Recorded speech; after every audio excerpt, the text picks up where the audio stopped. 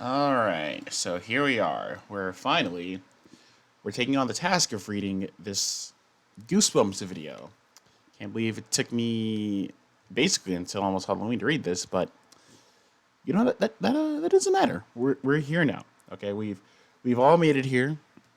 So without wasting any more time, let's get right into reading this video. After this intro, really quick. Spooky, scary skeletons and shivers down your spine. Spooky something something. I don't know the rest of the lyrics. That's all I know. Sorry.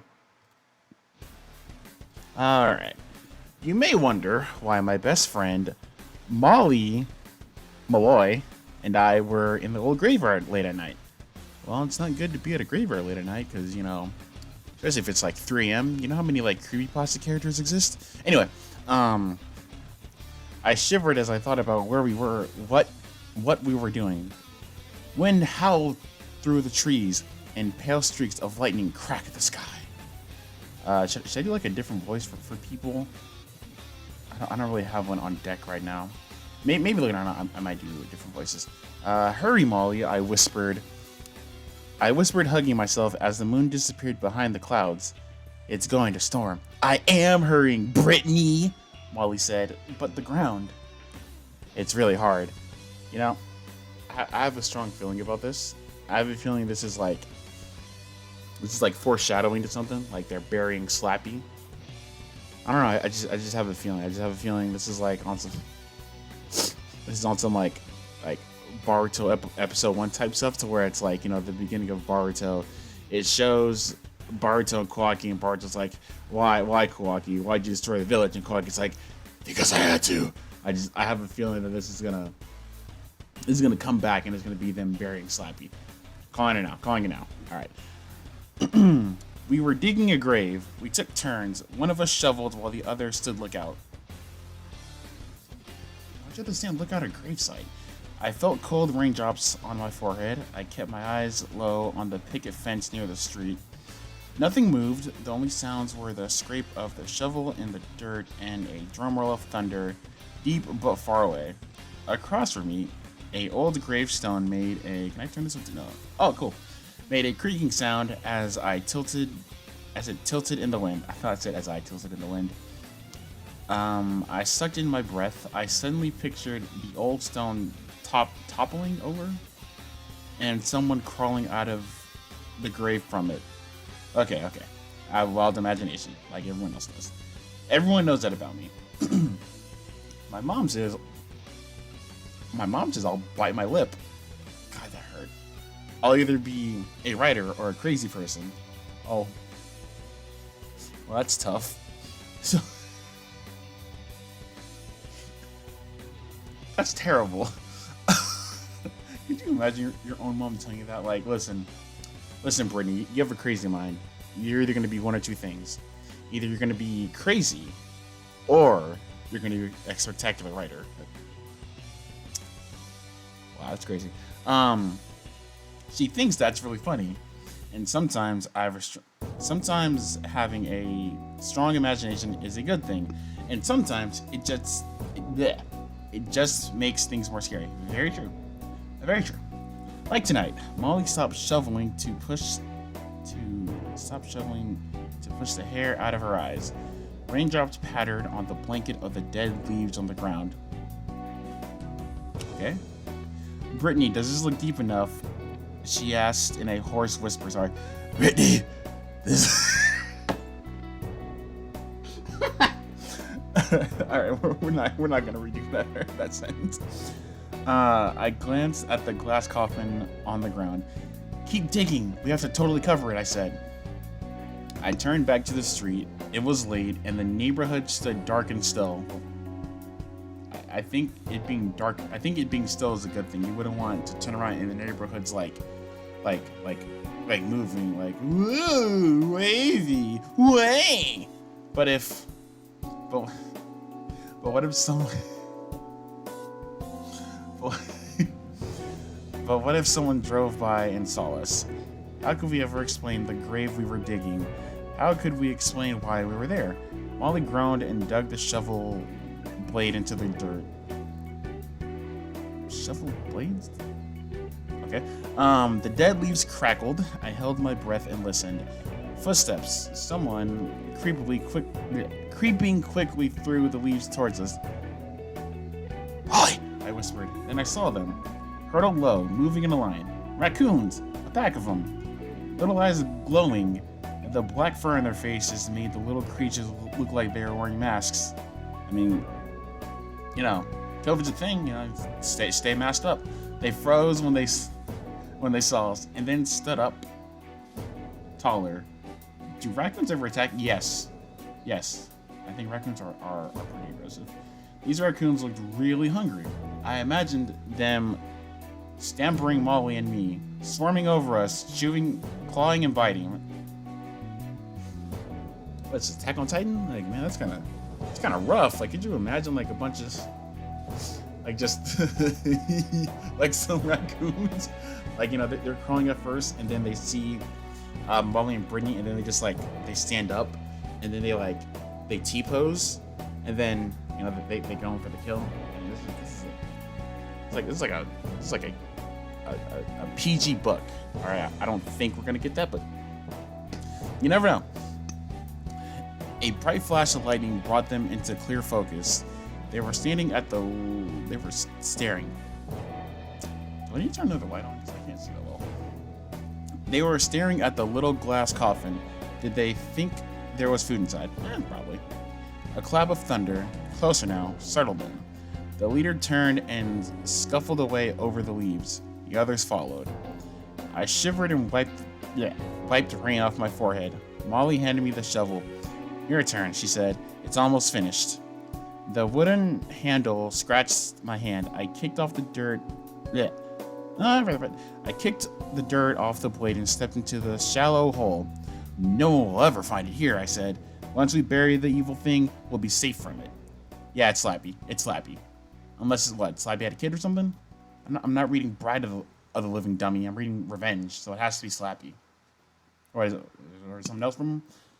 Molly didn't answer. I had the sudden feeling something was wrong. I turned and saw Molly staring with her mouth open, staring at the tall gravestone next to us. She pointed, Brit! And then I heard the old stone creak and saw the pale hand slowly reach out of the grave. No time to move. No time to scream. I stood frozen and watched the hand wrap its cold, bony fingers around my ankle. And then I started to scream. Yeah, this is definitely giving me some like Boruto vibes. Like Slavy's Kawaki and Brittany and Molly are Boruto. Slavy, why don't you go this far? Ow, my funny bone. Alright. Yeah, we're going through a time skip. Alright. 2 weeks earlier, I had other things on my mind. I wasn't thinking about the old graveyard down the street. I had other problems. Well, one big problem, and his name was Ethan. Ethan is my cousin, and it isn't nice to hate your cousin. Some family members are just jerks. So let's just say he isn't one of my favorite people on this planet. I like to make lists, and if I made my list of my top, 5,000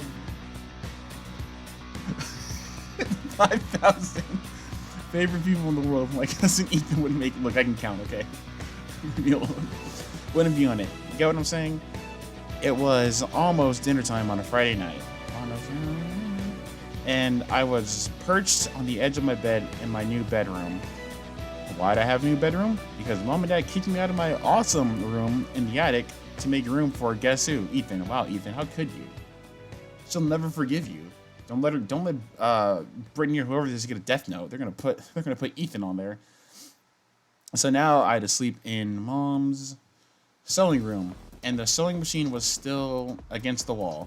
So how much room did I have? Try not much. Yeah. That's rough. You go from having like a luxurious space to it just being like minuscule. Is the proper word? From just going from like I have all the space in the world to bro, I have no space. Terrible, yo. Better be careful, I'm telling you. If she gets a death note, she's putting a couple names in there. I was talking on my cell phone to Molly. Okay, it's pretty okay. Molly is maybe the only person who understands what a pain Ethan is, because she's met him. And she had 2 bruises on her knees to prove it. Ethan, bro, are you pushing these people? What do they do to you? Whoever told Ethan kicking people is funny? Molly and I. Oh, Ethan, that's not very cash money of you. Molly and I are like sisters. If you mention Molly Molloy, Hollow, whatever, you have to mention me, Brittany Crosby. All right. 2. We were both 12 and we both lived on the same block, and we've always been in the same class since 3rd grade. We both like to draw and paint. We both like to make lists as everything. Top 10 people I hate on this earth. You won't believe number 5.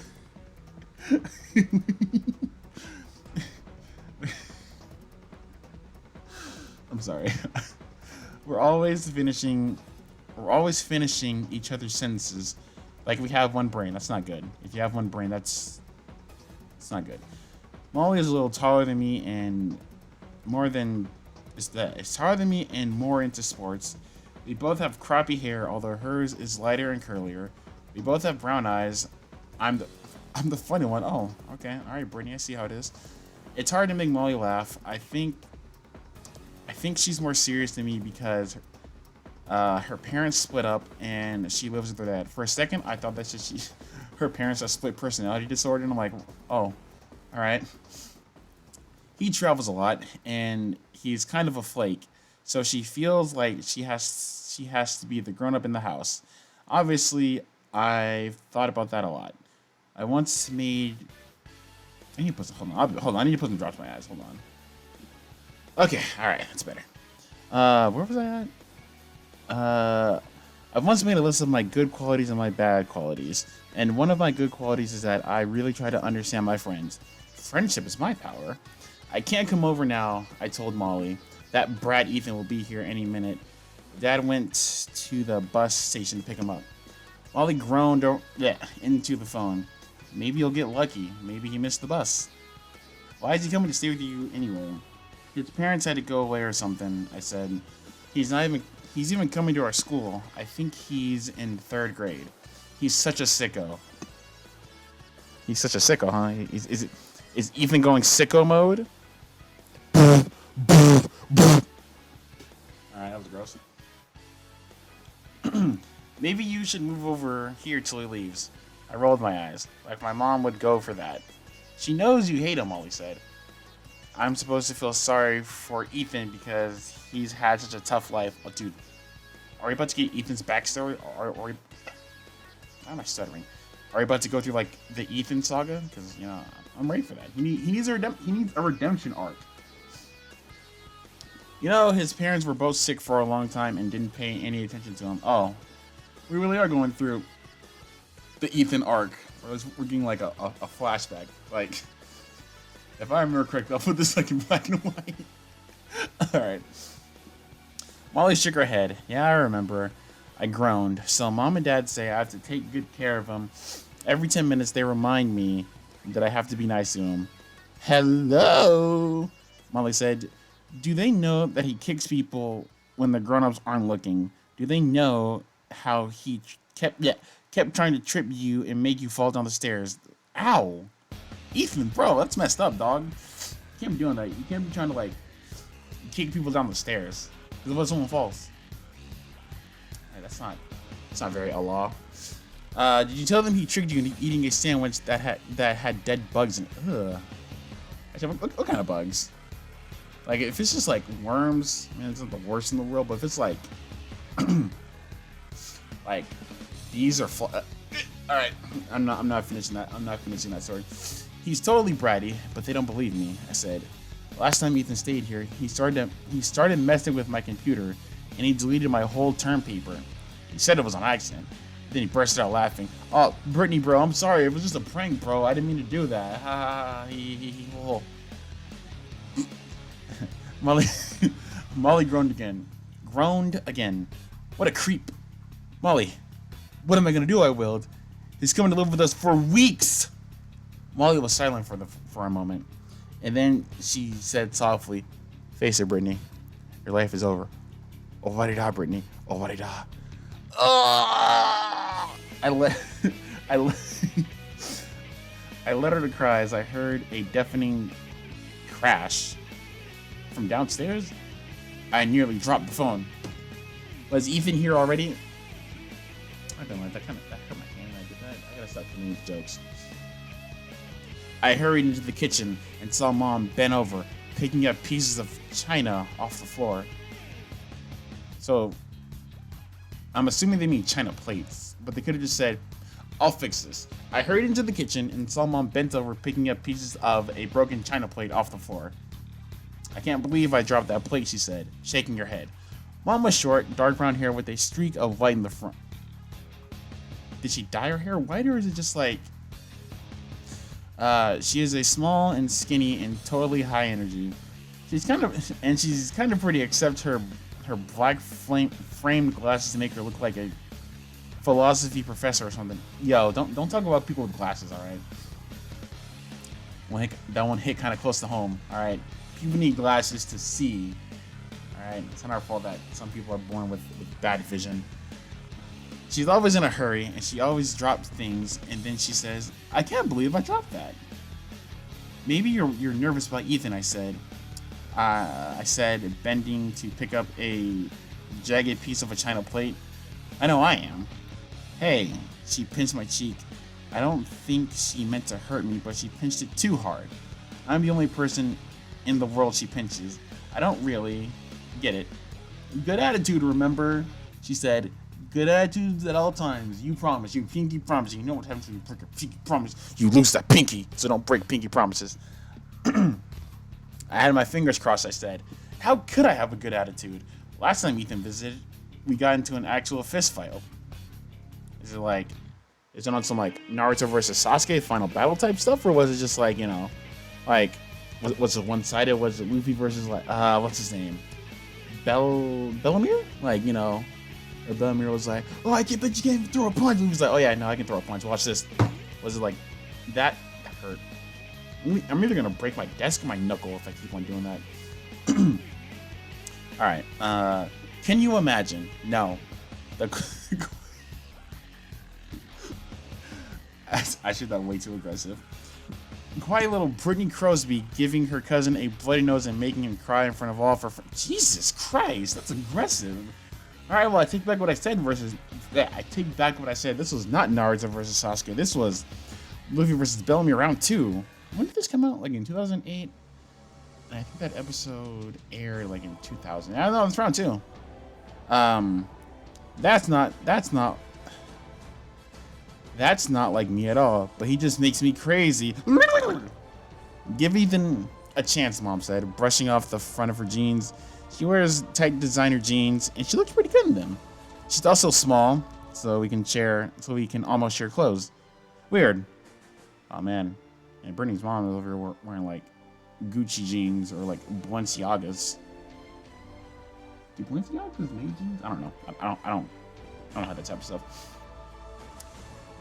He's had a lot of problems, Mom said, and Mom said, and now his parents have left him for who knows how long. He's not that bad. He just acts out because he's lonely. Yeah, right.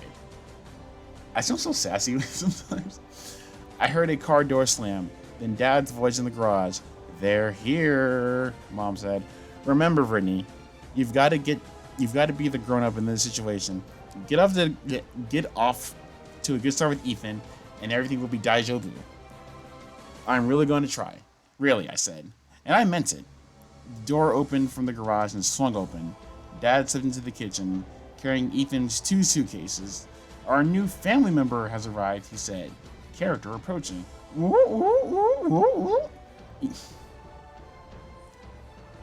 sorry you had to hear that. Ethan came bouncing in behind him, a big grin on his face. Ethan looks like a sweet little boy. He is short and pale and very blonde. That's a good way to explain a blonde person. Yeah, like, you know, on a scale of 1 to 10, Ethan, like, they're like blonde people. They're like kind of blonde, and then there's like super blonde. and Ethan is super blonde. Better be careful. He might turn super blonde too. He has bright blue eyes and a cute, pointed little chin. He wore a gray hoodie over baggy jeans. And oh no, is this hold on? I'm not trying to like. Okay, oh no. And what was that thing summed over his shoulder? I squinted at it. Ah! A grinning ventriloquist dummy. Hi, Aunt Roz, Ethan said. Mom shook her finger at the dummy. Ethan? What is that? He pulled the dummy off of his shoulder and held it up. It had an ugly face with painted blue eyes, a chipped lower lip, and a god-awful, terrible grin. It didn't say that, just an awful grin. This is Mr. Whoa. Sorry about that. This is Mr. Bad Boy, Ethan said. Mr. Bad Boy is my best friend. Oh man, friendship ended with the family. Slappy's not my best friend. Unless it's not Slappy. Totally pitiful, I thought. But I had put a smile on my face and said, Hey, Ethan. Ethan came running over to me, holding the dummy in front of him. Mr. Bad Boy, he said, say hi to my cousin Brittany. I saw it coming, but I couldn't move in time. The dummy's one hand swung up fast, and then it came down hard and clunk, slammed me in the forehead. Slappy, bro, this is only page 14. We're on chapter 3. You can't come to life yet. It's daytime, bro. Unless Ethan did it. It's probably what it is. Whoa!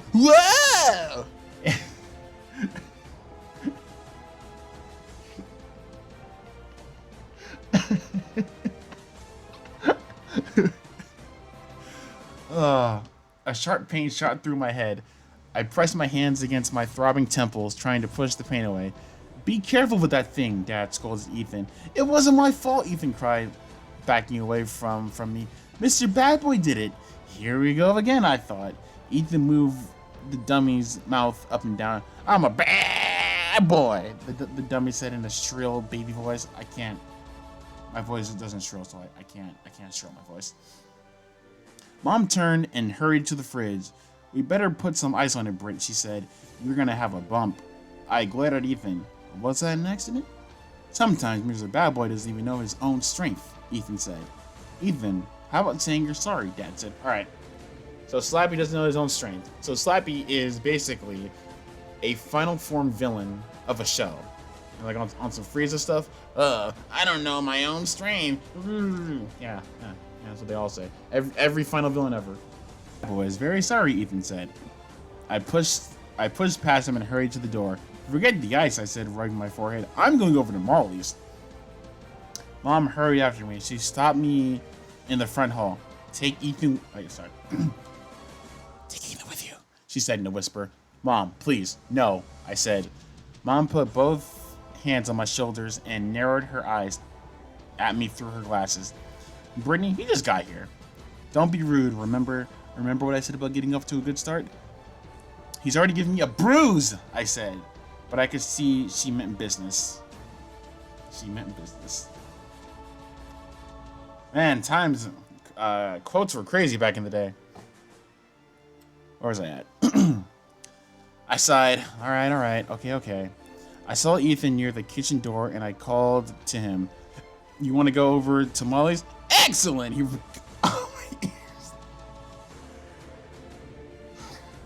Ow. I just gave myself a headache by doing that. Alright, let me tone down. Let me tone down this. Sorry, let me try this again. Excellent, Ethan replied. I'll bring Mr. Bad Boy. Thrills, I thought. Way. We stepped out into a cool, windy evening. Oh no, it's nighttime. You gotta be careful. The sun had started to dip behind the trees, sending long shadows across the grass. Molly lives 3 houses down on the other side of the street. A short walk, but Ethan kept dancing all around me, sticking his foot out, trying to trip me. Give me a break, I pleaded. He just giggled in reply. Ethan's a jerk. He has a phony hyena giggle that could just drive anyone crazy. I rang the doorbell, and a few seconds later, Molly came to the door. She was wearing faded jeans and a yellow t-shirt with the words Mamba Rules and red across the front. Do you want more? I know, I'm not. No, the joke is that meme is outdated. Her dad always brings her t-shirts from the weird places he visits. Don't even ask me on Earth where Mamba is. I don't know where that is either. That sounds... Mamba. Was he at Hawaii? Because Mahalo... I don't know. She let out a groan when she saw Ethan. Shake hands with Mr. Bad Boy, Ethan told her. He stuck out the dummy's wooden hand. Mr. Bad Boy, this is Molly, Brittany's geeky friend. Nice. Molly frowned at the dummy and said, he's almost as ugly as you are, Ethan. Good one! I laughed and slapped her a high five. I'm a bad boy, the dummy said. Perfect, Molly muttered. She led us down the hall to her room. Dad just got back this morning from one of his crazy trips, she said. Mamba, it's an island. He's totally pumped. I guess he found some strange dolls there. Wait, hold on. So, Ethan got the dummy from wherever, but does Molly also have a doll too? Oh man, I can see where this is going. This might be Goku versus Jiren round 2. Guess I'm making these Dragon Ball Z references. Professor Maholi is kind of famous. He works for museums. He says he's a folklore expert. He travels all over the world and brings back ugly, evil-looking dolls and ancient toys and voodoo stuff and skulls and things. Skulls, huh? All right. He keeps some of it on display up in his attic. He calls it his Museum of the Weird. He always wants to show it off, but Molly and I don't like to go up there. It totally creeps us out. I can imagine. Imagine like your friend's like dad or something having that. I know I wouldn't go there either. Spooky. Ethan put his mouth to my ear and burped really loudly. I jerked away from him. Ethan, that's not funny. That's not very kosher. He giggled. It's a riot. We turned the corner to Molly's room and we bumped into Mr. Malloy. He's big and tall, with a big belly that hangs over his pants. He always wears baggy khakis that are all wrinkled and stained.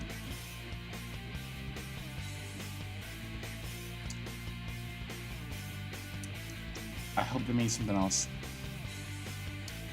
And sloppy white shorts.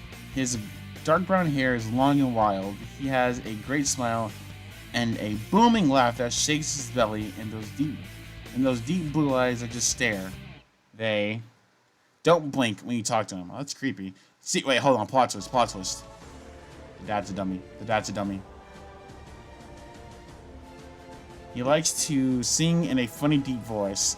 He's always trying to scare Molly and me with his weird stories. My dad calls him Wild Man Malloy. He said hi to me and then turned his gaze on Ethan. I remember you, he said. Brittany's cousin. And what do we have? No, I can't do it. And what do we have here? He lifted Mr. Bad Boy off Ethan's shoulder and held the dummy to study it. Interesting. Nah. Mr. Malloy examined the wooden head carefully. He ran his finger over the chipped bottom lip. Then he reached his hand beneath Mr. Bad Boy's shirt and pulled the mouth slap up and down. Interesting dummy, he said. Ethan, where did this guy come from? Ethan shrugged. Maggie. My dad found him. I don't know where. I named him Mr. Bad Boy because he's a really bad dude. Mr. Malloy chuckled. Interesting. He rubbed his hand over the dummy's painted brown hair. Why does it look so familiar? I could swear I've seen this dummy somewhere before on the news, because all these stories are connected. He handed Mr. Bad Boy back to Ethan. I have some books on ventriloquism. Maybe you'd like to borrow one. I don't have to talk for him, Ethan said. Mr. Bad Boy talks for himself. Molly and I looked at each other. We both rolled our eyes. Yeah, sure, I remember. Yeah, sure. Come upstairs, Mr. Malloy said. I've got something very interesting to show you guys. Something I just brought back from Mamba. Maybe later, Dad, Molly said. We don't really want... What, is Ethan gonna run upstairs? Mr. Malloy tugged Molly towards the stairs. Go up to the attic. You won't be sorry, he said, with a wide, devilish grin. You want to stare into the face of pure evil, don't you? What, does he have Majin Buu up there? Like, what? Like reincarnation of evil slap. No, either it's gonna be Slappy or it's gonna be something else. Or plot twist. It's both.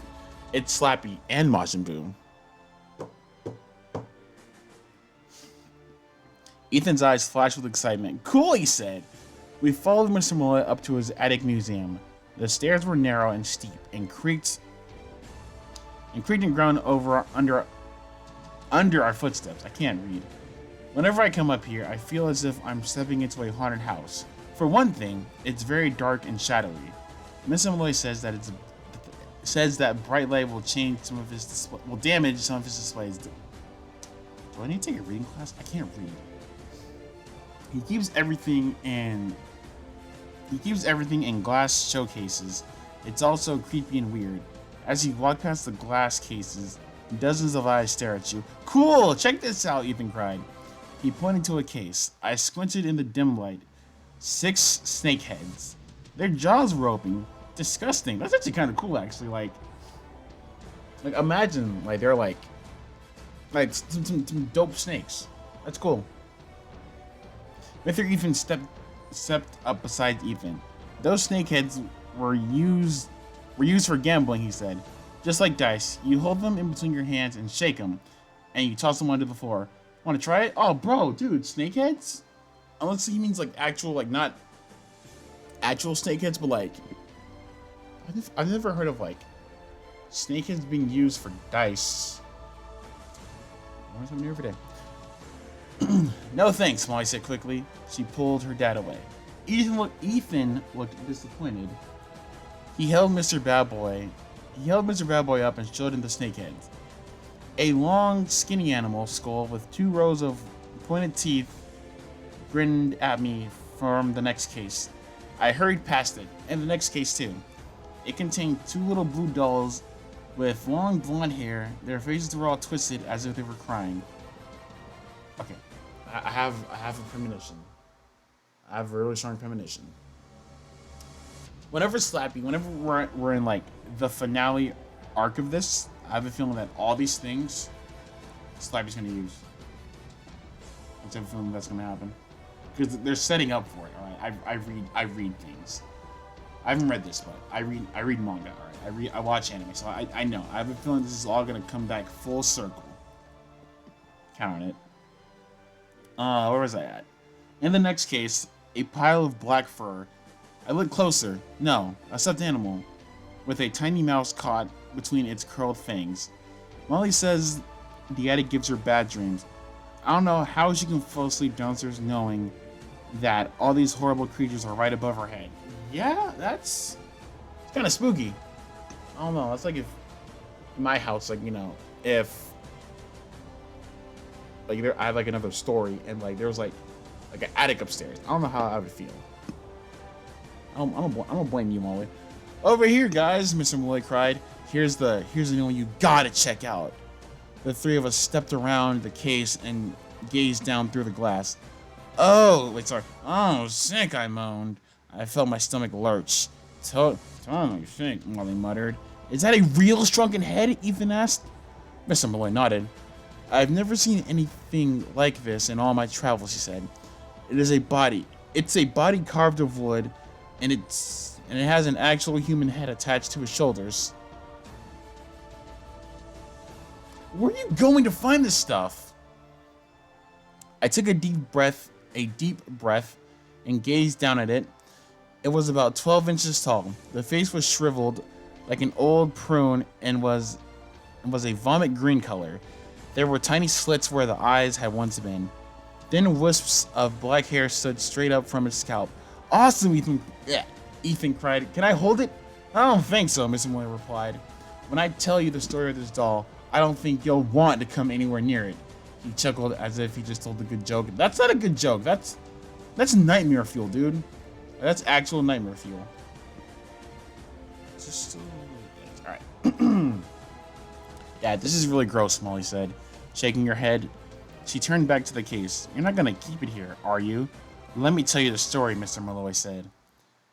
The doll is called a mind stealer. The legend goes that if you touch it, you are doomed. Its eyes will open, and will glow. You will hear a loud, painful buzz, and it will steal your mind right out of your head.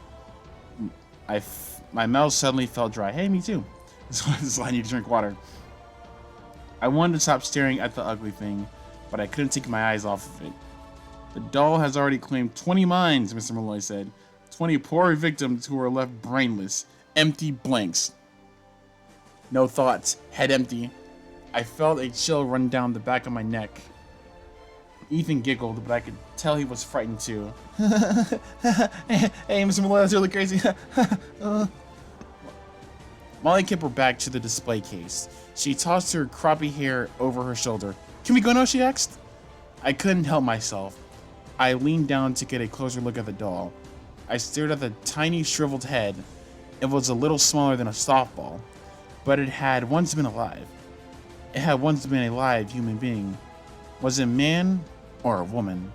I lowered my face to the glass and let out a cry as the doll whispered, "How about a kiss, babe?" Well, Brittany, I have 2 words to say to you. You fool! If someone tells you a doll is possessed, like, hey, listen. See this thing I walked up? Yeah, don't touch that, all right? If you touch it, you die. Why would you be like, well, that's crazy? You don't say. Well, did you go like lookers? It took my mind. No thoughts, head empty. Now, you fool was really loud, and I shouldn't be doing that because I have a headache. So it's just making it worse. Okay. Startled, I stumbled back and nearly knocked Molly over. Ugh! Ugh!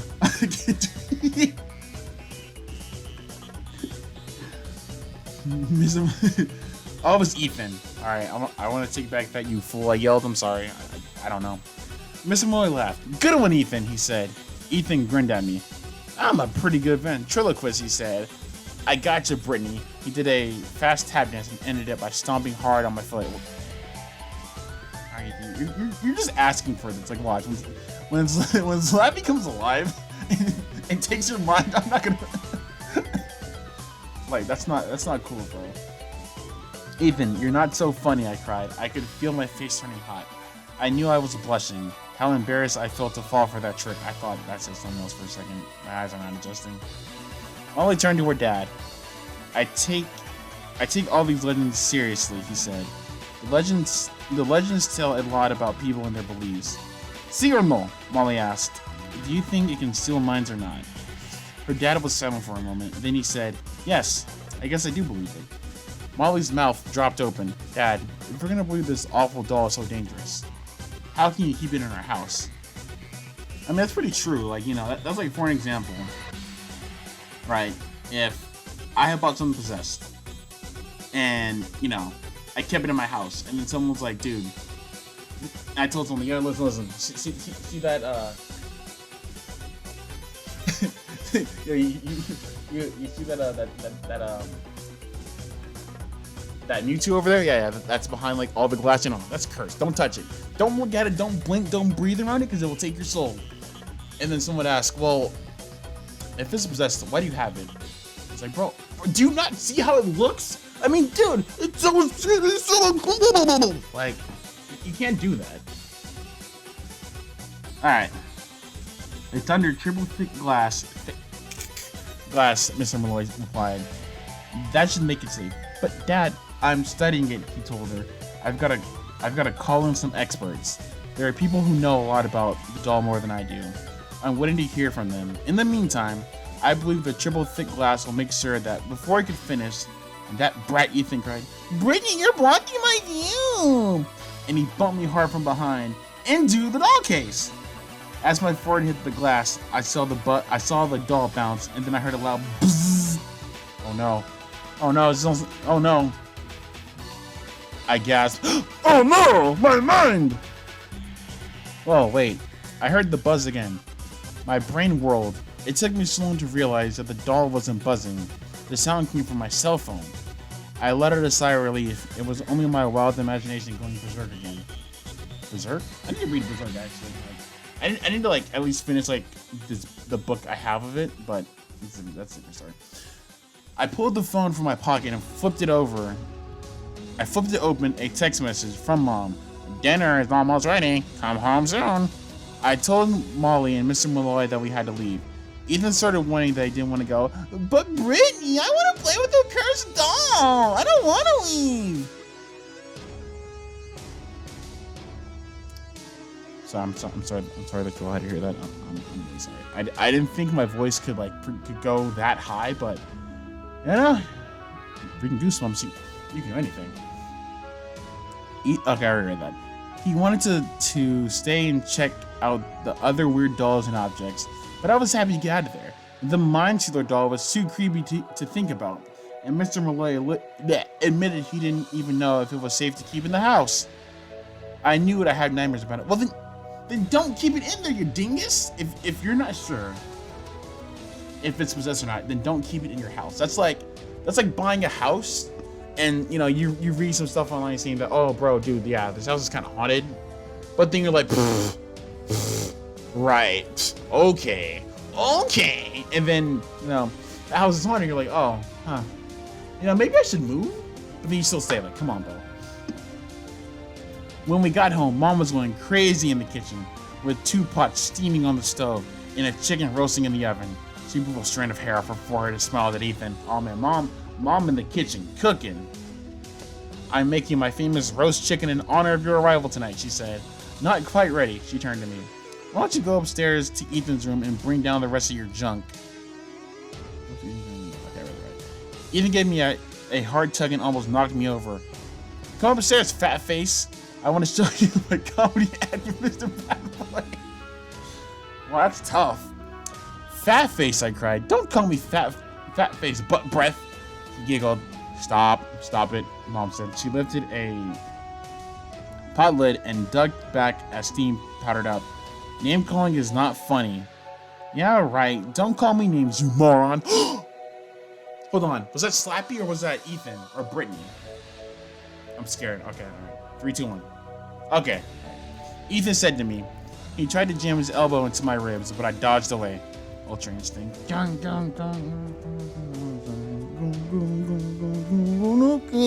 Ultra instinct Brittany over here.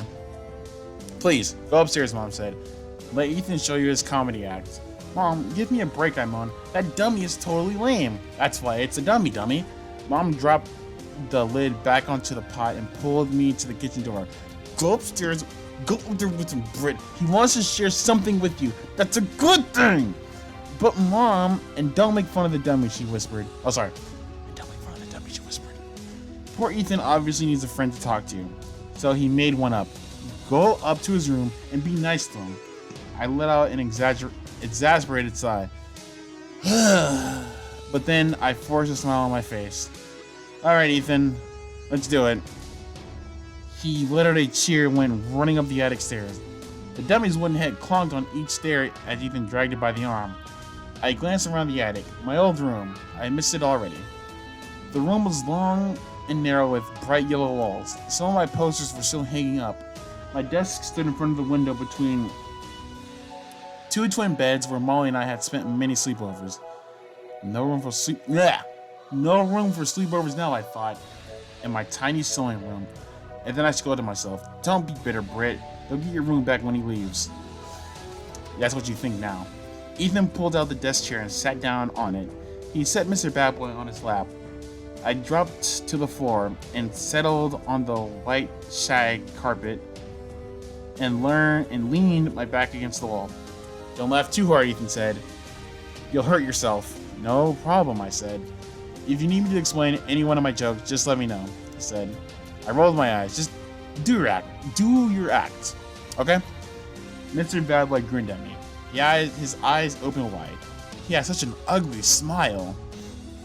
Totally evil. Yeah, he's a reincarnation of evil. Kid Boo. Brittany, is that your face, or did you forget to take out the garbage? The dummy said. Sorry. Brittany, is that your face, or did you forget to take out the trash? Oh, I sound like Yoda. Oh, trash on your face. Did you? Honestly, I think I might give Slappy the Yoda voice. Alright.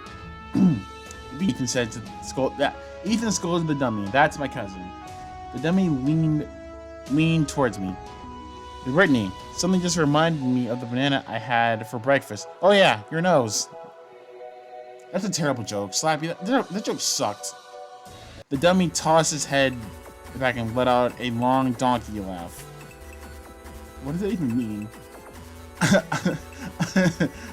Oh, bad boy, bad I am. All right. Yeah, Slappy's having Yoda voice.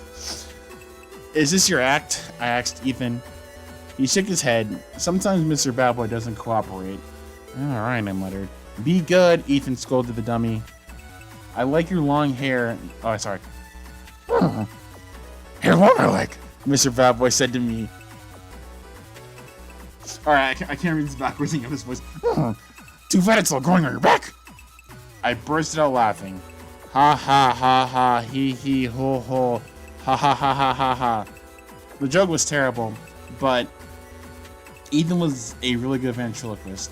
I couldn't even see his lips move at all. Mr. Bad Boy, please, Ethan pleaded, be nice to Brittany. The dummy's eyes stared into mine. Wait a minute, I know we just... No, hold on. Met we just... No, screw it. I know we just met, he said in a harsh, raspy voice. But I'm a very romantic dude, and I have 3 little words I'm dying to say to you. Oh. Slappy, are you trying to... Don't do it, bro. 3 little words, I asked. Mr. Bad Boy nodded. Bath you take! I couldn't help myself. I laughed again. I have to admit, I love rude jokes. I guess it's because I'm always so nice. Your face is that? Mr. Bad Boy asked. Or are you standing on your head? I groaned. This Yoda voice is going downhill so fast. I groaned. Don't blame me for these jokes, Ethan replied. Blame Mr. Bad Boy. He turned to the dummy. You're not very nice, he told it.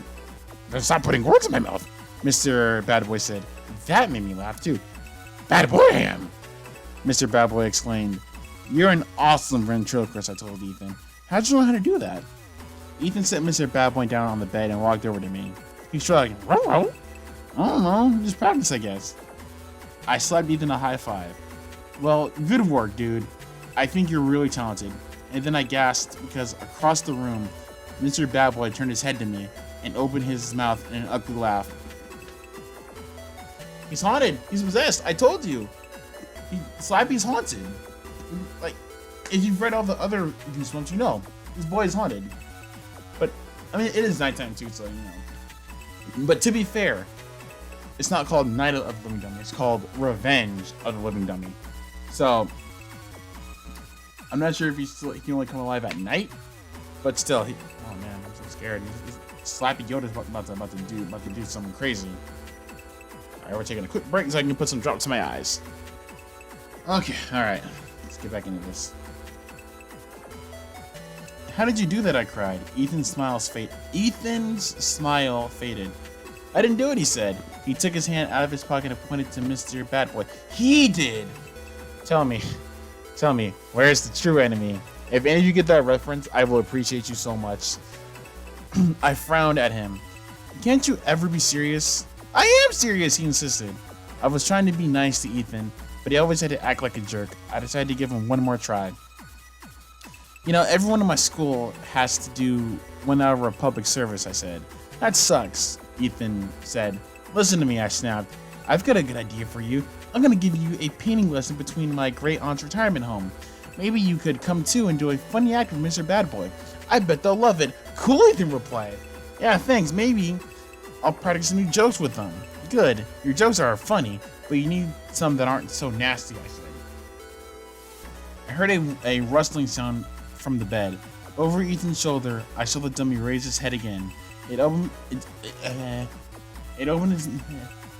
its mouth and let out a long burp. I laughed. That's pretty good, Ethan. Come on, for real. How'd you do that? I'm telling the truth. I'm sorry. I'm telling the truth, Ethan said in a whisper. I didn't do it. He grabbed my arm. Please, believe me, Brittany. It's like he comes alive or something. I pulled my arm away. Yeah, right. And monkeys can fly to the moon. I mean, technically speaking, If someone puts a monkey in a rocket and it successfully makes it to the moon, monkeys did fly to the moon. But then I saw that the kid was trembling. On the other side of the bedroom, Mr. Bad Boy laughed again. A high donkey bra. Bra? High donkey bra? Oh no, that's not a donkey. It's a flight laugh right there. I almost fell for it, but then I remembered the dumb tricks Ethan played on me the last time he visited. He was a total trickster. He just loved making me look stupid. No way, I believe you, I said. So stop it. Give me a break. I'm trying hard to be your friend, Ethan. I want to make you feel at home here. Big whoop! Oh, sorry. Whoop big! The dummy chimed in from the bed. I grabbed Ethan by the shoulders. Tell me the truth, I said. How are you doing that? He lowered his head. His shoulders shook. I thought he might have tears in his eyes. That's alright. I didn't even read like the thing before. I am telling the truth, he whispered. This time you've got to believe me, Brittany. Before I can answer, I saw the dummy raise his head. The mouth worked up and down. I could hear the click of wooden lips. And then the dummy screamed, alive I am! Get it, don't you, Brittany? Alive I am! Ethan grabbed my arm and held on tight. Help me, please, he cried. I don't know what to do. When I saw... I'm about to make a really bad reference. And if you know where this is from, I am so sorry. I don't think I can make this joke. I mean, I don't think I can make this reference without feeling a bit bad. When I saw the dummy move for the first time, I was disappointed. It wasn't nothing. It wasn't nothing like how my dad told me. I'm not saying where that's from. If you know, you know. I laughed. I remember Ethan pretending to break his leg during his last visit. I totally panicked and called 911. After that, he made fun of me for days. No way was I falling for this cheap joke. Nice try, I said.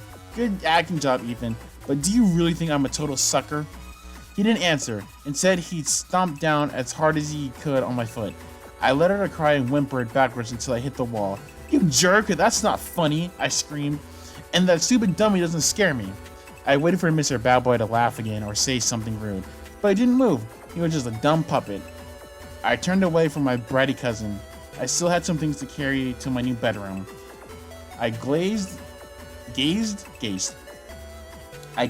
at my framed Skullboy poster. Skullboy, you mean like Ryuji Sakamoto from Persona 5? Ayo, yeah. Good taste, Brit. Yeah, one of my favorite characters. That's my favorite character in Persona 5. Yeah, good game. It showed them rock. Oh, never mind. Man. It showed them rocking on stage at Radio City Music Hall in New York. Oh, New York? Cool. Cool beans. I may have to look this up to see if this is like an actual band. And it was autographed by every member of the band. I don't like where this is going. I have a feeling that Brittany's gonna go downstairs to get her stuff, and then the poster's gonna be ruined. And she's gonna be like, Ethan, bro, dude, what are you doing? And then Sabi's gonna be like, oh no, Ayo fan, that was me. Way. Buzzy is my favorite band member. And he looks awesome in this poster with his shirt off and both fists pumping in the air. And all his tattoos showing. I grabbed the edges of the frame and carefully started to lift it off the wall. Brittany, Ethan said, I think you better leave that poster up here in my room. Excuse me? I said. You're kidding, right? Skullboy is Mr. Bad Boy's favorite band, Ethan said. Sorry, he loses, I said. It's my favorite band. I'm older, alright? Slap's probably 1,000 years old, whatever. It's my favorite band too, and I'm hanging this in my room.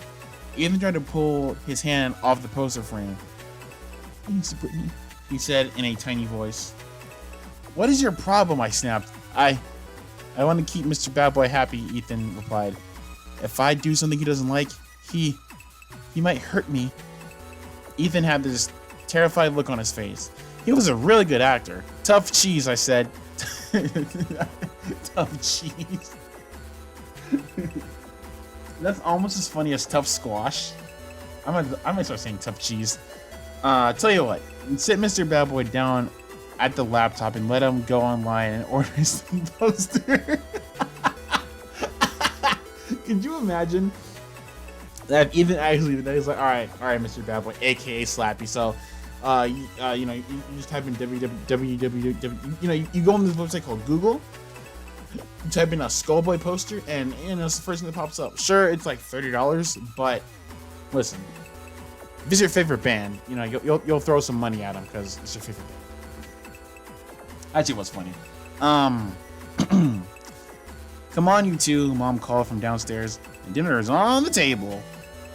1 minute, I shouted. I lifted the poster off the wall and carried it down to my new room. I didn't have much wall space, but the poster fit on the wall above my desk.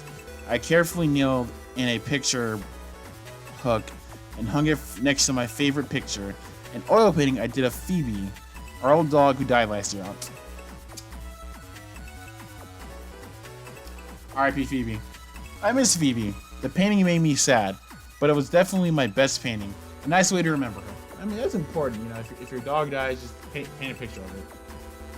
They'll always be in your hearts.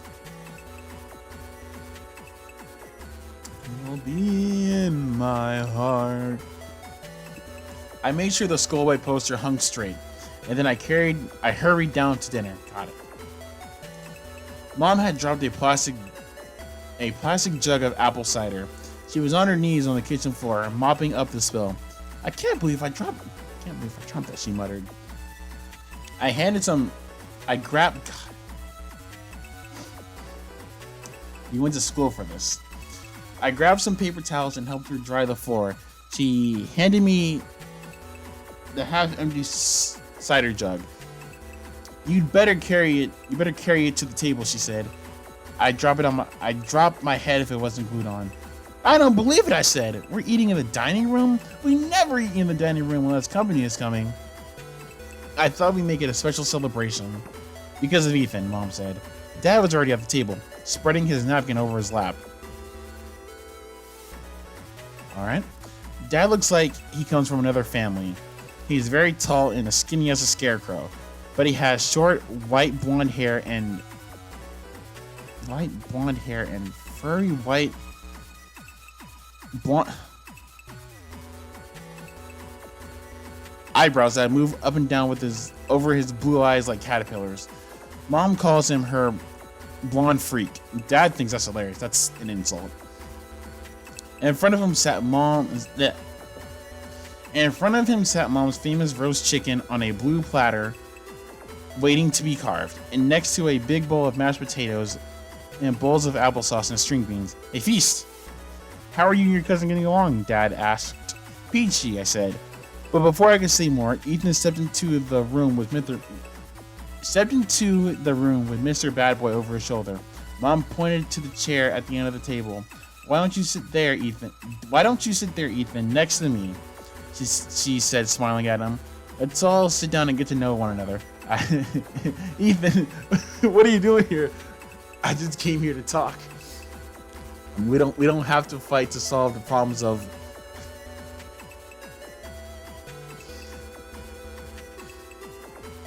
I hate these references I'm dropping.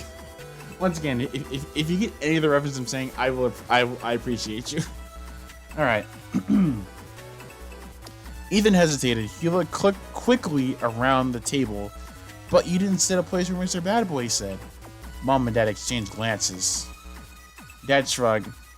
We can set a place for him to sit across from you, Mom told Ethan, next to Brittany. She pulled out a placemat and napkin and set them on the table. Then she hurried to the kitchen to get silverware. Ethan placed a dummy in its chair, then walked around the table and sat down. Dad chuckled. Do we have to serve him dinner? Suddenly, Mr. Bad Boy's eyes popped open wide. Sorry, that was supposed to be a Sharingan sound effect, but it wasn't. I apologize. And he rasped, "What could I rather eat?" I bursted out laughing. Let's face it, Ethan really cracks me up. Dad glared at me. Don't laugh at that, Britt. Your mom worked hard on this dinner. Huh? Me? I cried. I didn't say that. He did. I gave the dummy a stare. Oh, no, I gave the dummy a shove. Then I took a long sip of milk. Yeah, I didn't do that. He did.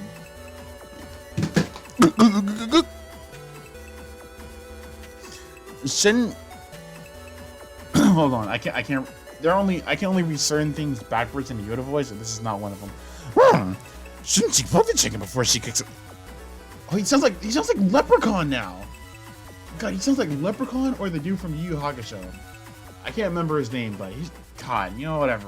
Whatever happens with his voice, you know, he may sound like Yoda. He may sound like Leprechaun. What's that his name? He may sound like... I think his name just was Leprechaun. He may sound like Leprechaun from the movie Leprechaun. He might sound like the dude from Yu Yu Hakusho. Anyway. Mr. Bad Boy cried. I started to laugh and choked. Milk came spurting out of my nose, and that made Ethan and me both laugh even harder. I couldn't stop laughing. Enough, Britt, Dad shouted. This is not funny. Mom entered the room and sat down. What's not funny? She asked. Okay, so I'm going off on a tangent. When Britt said that she started to laugh and choke, I felt that. Before scored many years ago, as I pick up my thing that I knocked over. Before scoring many years ago, I actually choked and almost died of all. This is not funny, but it is. So, all right. So I was traveling somewhere, and I was eating food. And I was watching. I remember this vividly. I was watching the Bounty Arc and Bleach, and I almost choked. Like I actually really almost choked and died, which would have sucked. You know how mad I would have been if I would have died during the Bounty Arc and Bleach. I would have been upset. Like, bro, really? I go on this arc that's not good. The only good thing about that arc was the opening. All right, moving on. Sorry.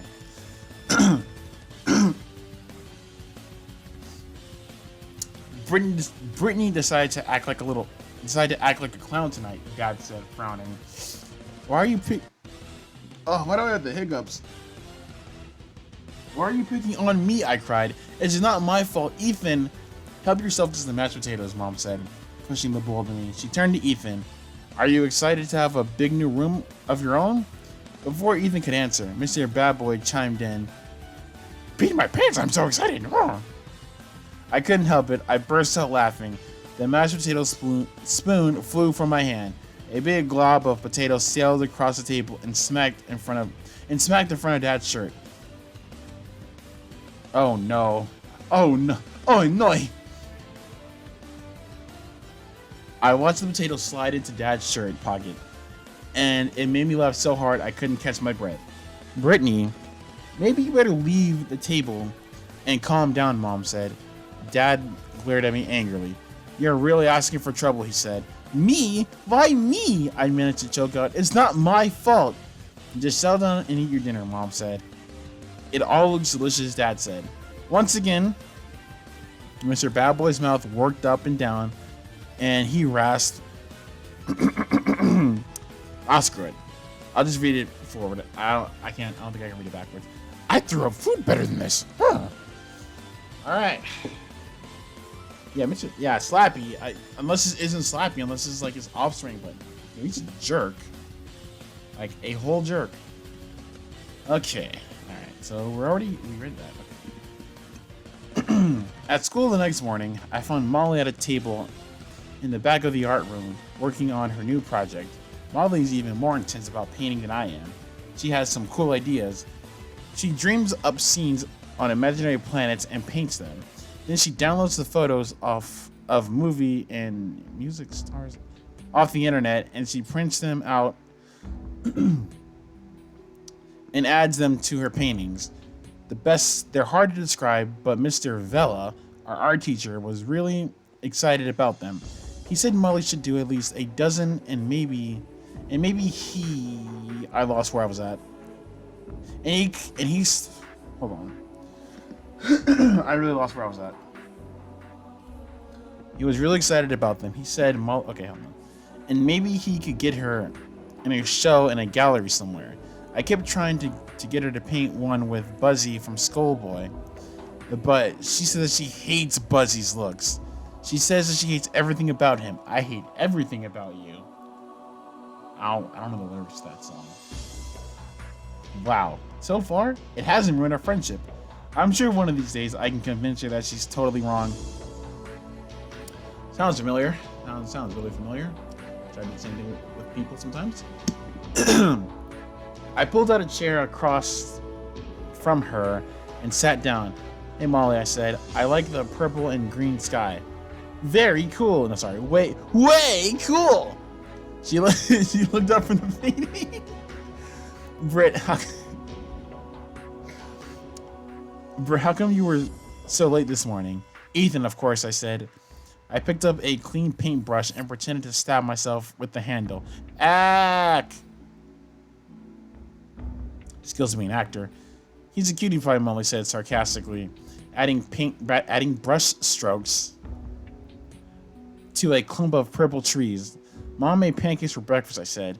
You know, Ethan's first day of school. Everything has to be shizzled for Ethan. And you know what that creep did?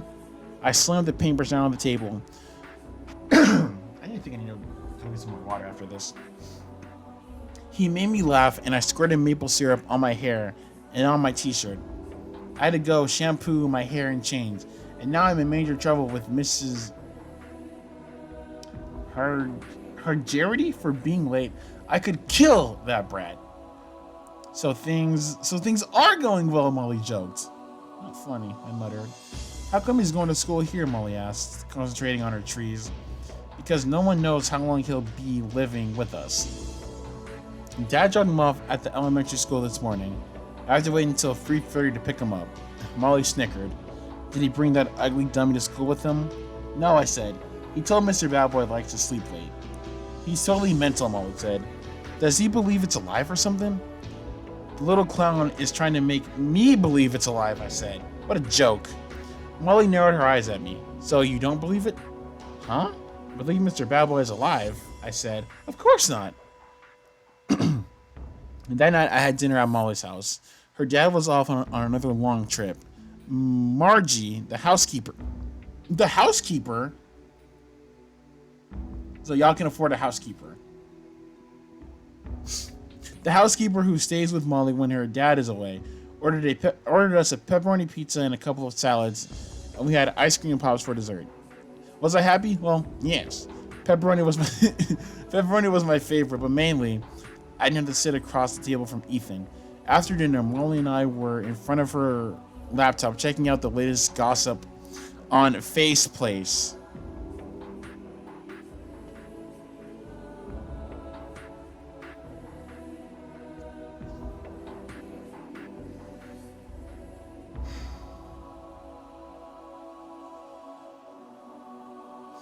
Our school's message board. Molly's bedroom is almost as small as my new room. She's covered one whole wall from floor to ceiling with her paintings, and it looks really awesome. Guess who wants to bring his dummy to school tomorrow? I asked. Molly shook her head. Doesn't he care that kids will think he's a geek? I shrugged. I don't get it. I guess he wants attention. My dad said that he's seen Ethan's dummy before. Molly said he just can't remember where. Let's not talk about it, I muttered. I glanced at the clock. Almost 8:30. I better get home and write that essay. I said, I'm already on Mrs. Hargey's bat list. Whoa! Check this out, Molly said, eyes bulging at the laptop screen. Cindy Siegel's photos from her party last week. Oh, wow. I can't believe she put these online. If her parents ever saw them. I ended up spending another hour at Molly's. Then I hurried home to write the essay. It was due tomorrow, and I couldn't afford to mess this up.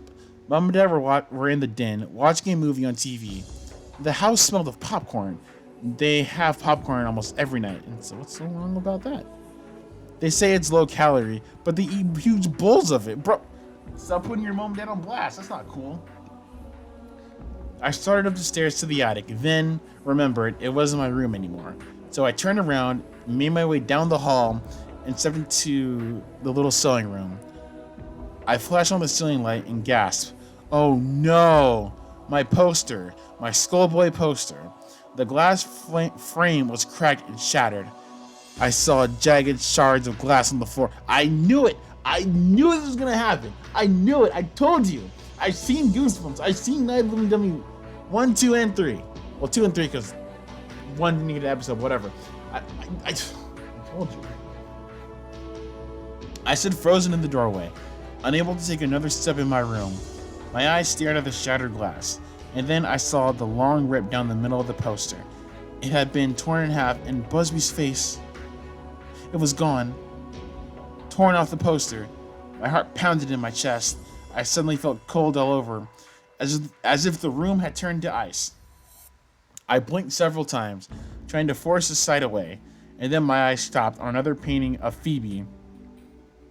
I let out another gasp when I saw a red mustache smeared on the dog's snout, and splashes of red paint covering the dog's eyes. Ow! I was squeezing my fists so tight, my fingernails were digging into my palms. I took a deep breath, then another, but I couldn't calm down. I don't care. I don't care if this is the end, so I'll use everything. Alright. This is the last straw, Ethan, I muttered. I muttered through gritted teeth. This isn't funny. This is mean and vicious. I spun around and started toward the attic stairs. What did I plan to do? I don't know. I couldn't think straight.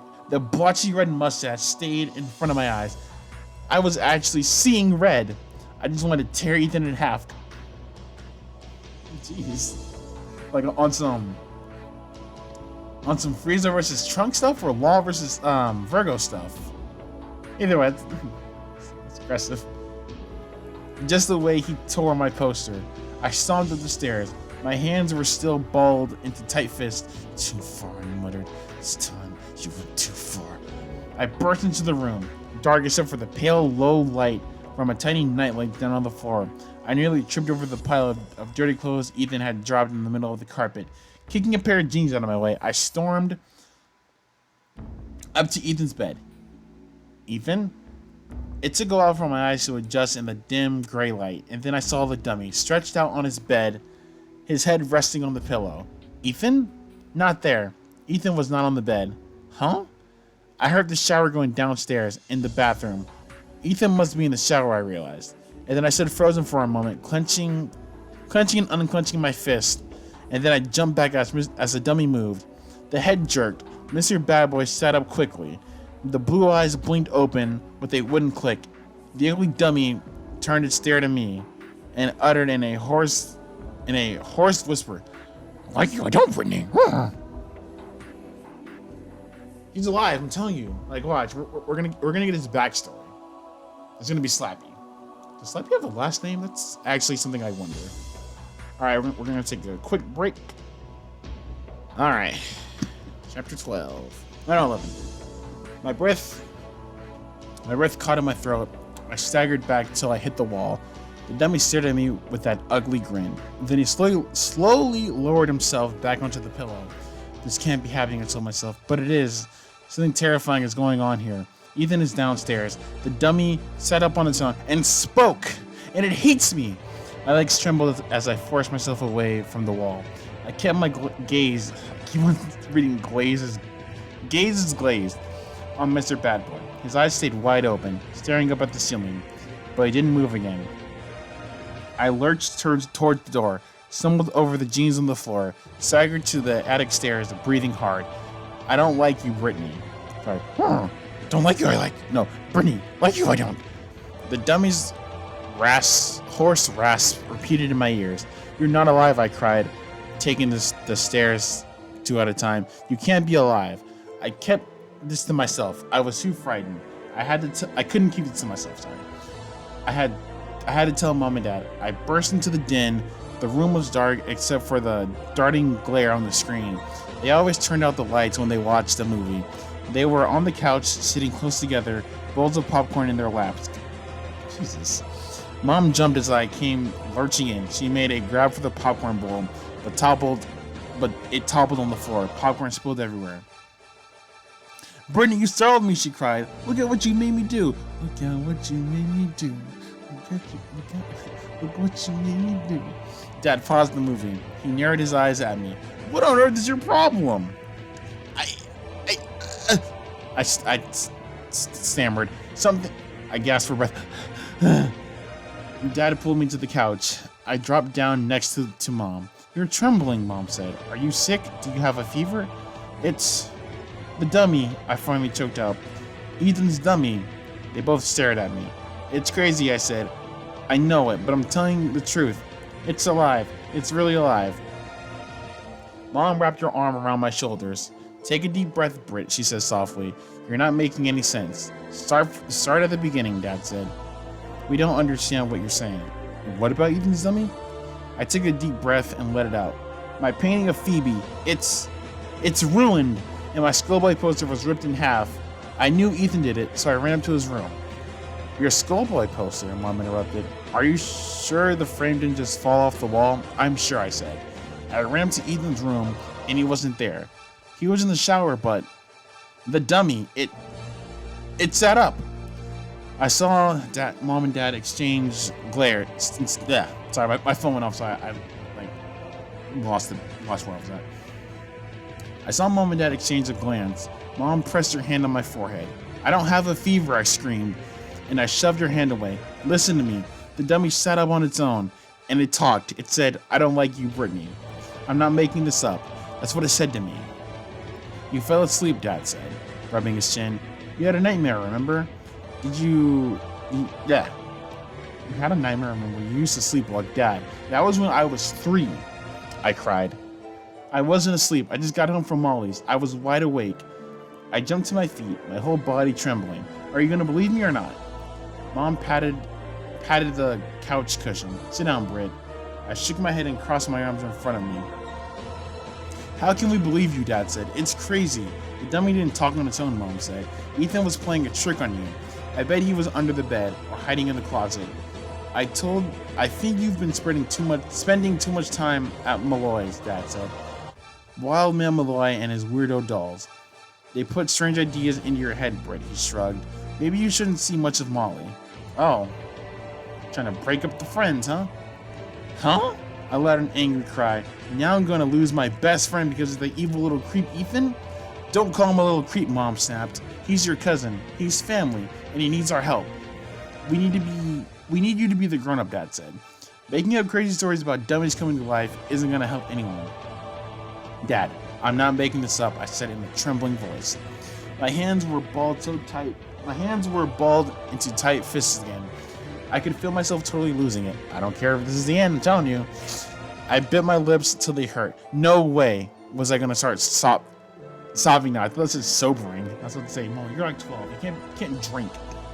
I know that sounds crazy, I said, but the dummy is alive, and it's evil.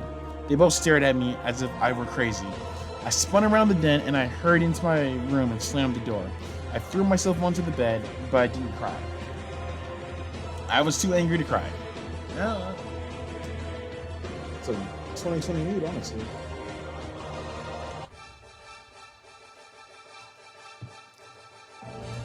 My own parents refused to listen to me, refused to believe me. My own parents treated me as if I were a nut. I turned and gazed at my torn poster and my dog portrait and the ugly red splotches smeared over it. They were my 2 favorite things, ruined, destroyed. I didn't make this up. The proof was there on the wall. I tiptoed to the door and listened. Did my parents just shrug off my story and go back to their movie? No, it was quiet down there. They're probably cleaning up the spills of popcorn and discussing what to do with their problem daughter. I picked up myself to call Molly, but I realized it was too late to call. I'll never get to sleep, I thought. How can I sleep knowing that there's something evil in my house? I changed into a nightshirt, climbed into bed. Jesus, I'm gonna have to take like a 30-minute break and take a cough drop. My voice is really dry. But I could still see the torn poster, the red paint on my paint. I can see the red paint on my painting. The dummy, the evil dummy raising its head, spouting those ugly words. I don't like you, Brittany. Somehow, I fell into a deep, dreamless sleep. Mood. Oh my god, I hate those, I hate when you're asleep, but, you don't sleep. What? I hate when you sleep, but you don't have a dream. There we go, that's what I was looking for. The next morning, I pulled on pulled on jeans and a sweater and got myself ready for school. I felt weary, as if I hadn't slept at all mood. Every time I glanced at the poster and the painting, my stomach tightened into a cold dread. I looked out my window. There was a gray morning. Dark clouds hung low in the sky. The darkness matched my mood. I left my room and headed for the stairs. I could smell coffee from the kitchen and bacon frying. Yo, that sounds bomb. I heard footsteps behind me and glimpsed Ethan coming down the attic stairs, holding Mr. Bad Boy in front of him. I pretended I didn't see him and started down the steps. I was almost halfway down when I heard Ethan shout close behind me, Brittany, watch out, hey! I cried as I felt I uttered a cry as I felt hard wooden hands shove my back. Stumbling, I grabbed for the banister, missed, and started to fall headfirst down the stairs. Ow. Ow! Dude, that gave me a headache. Alright, I'm gonna take like a 30-minute break for this, like 15 or something. That was really dry, so of course I'm gonna start recording after this, but yeah, I'll see you guys in like 30 minutes. It's a very weird way to start this chapter, but alright. I tucked my head under my arms and bumped hard all the way down. That sounds like me when I trip down the stairs.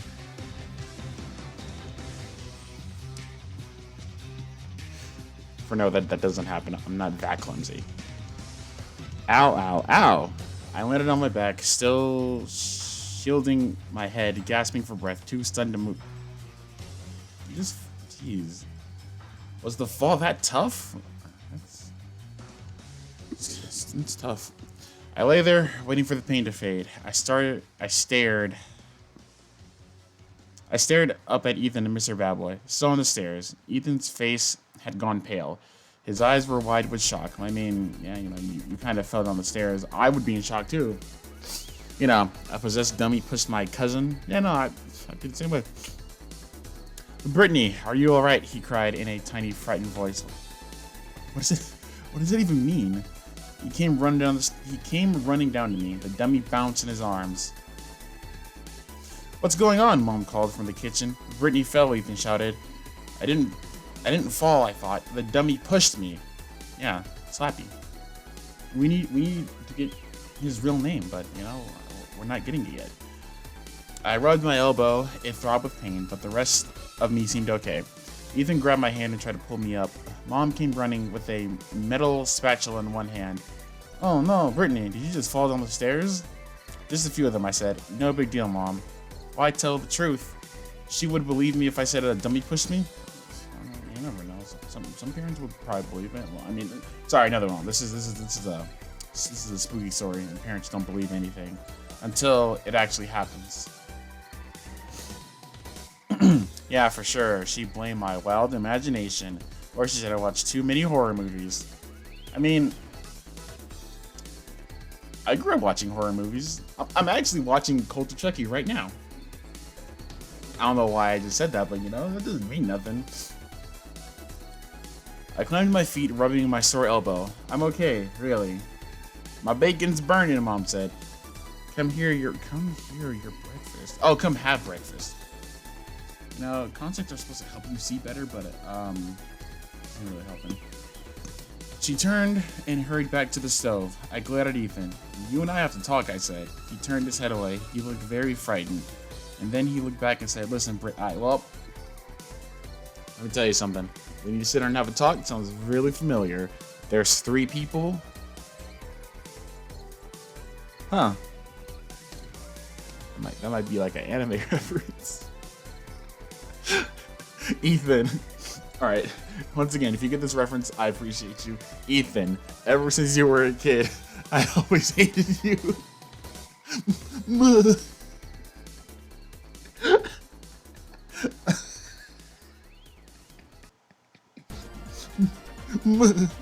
That's such a funny sound effect.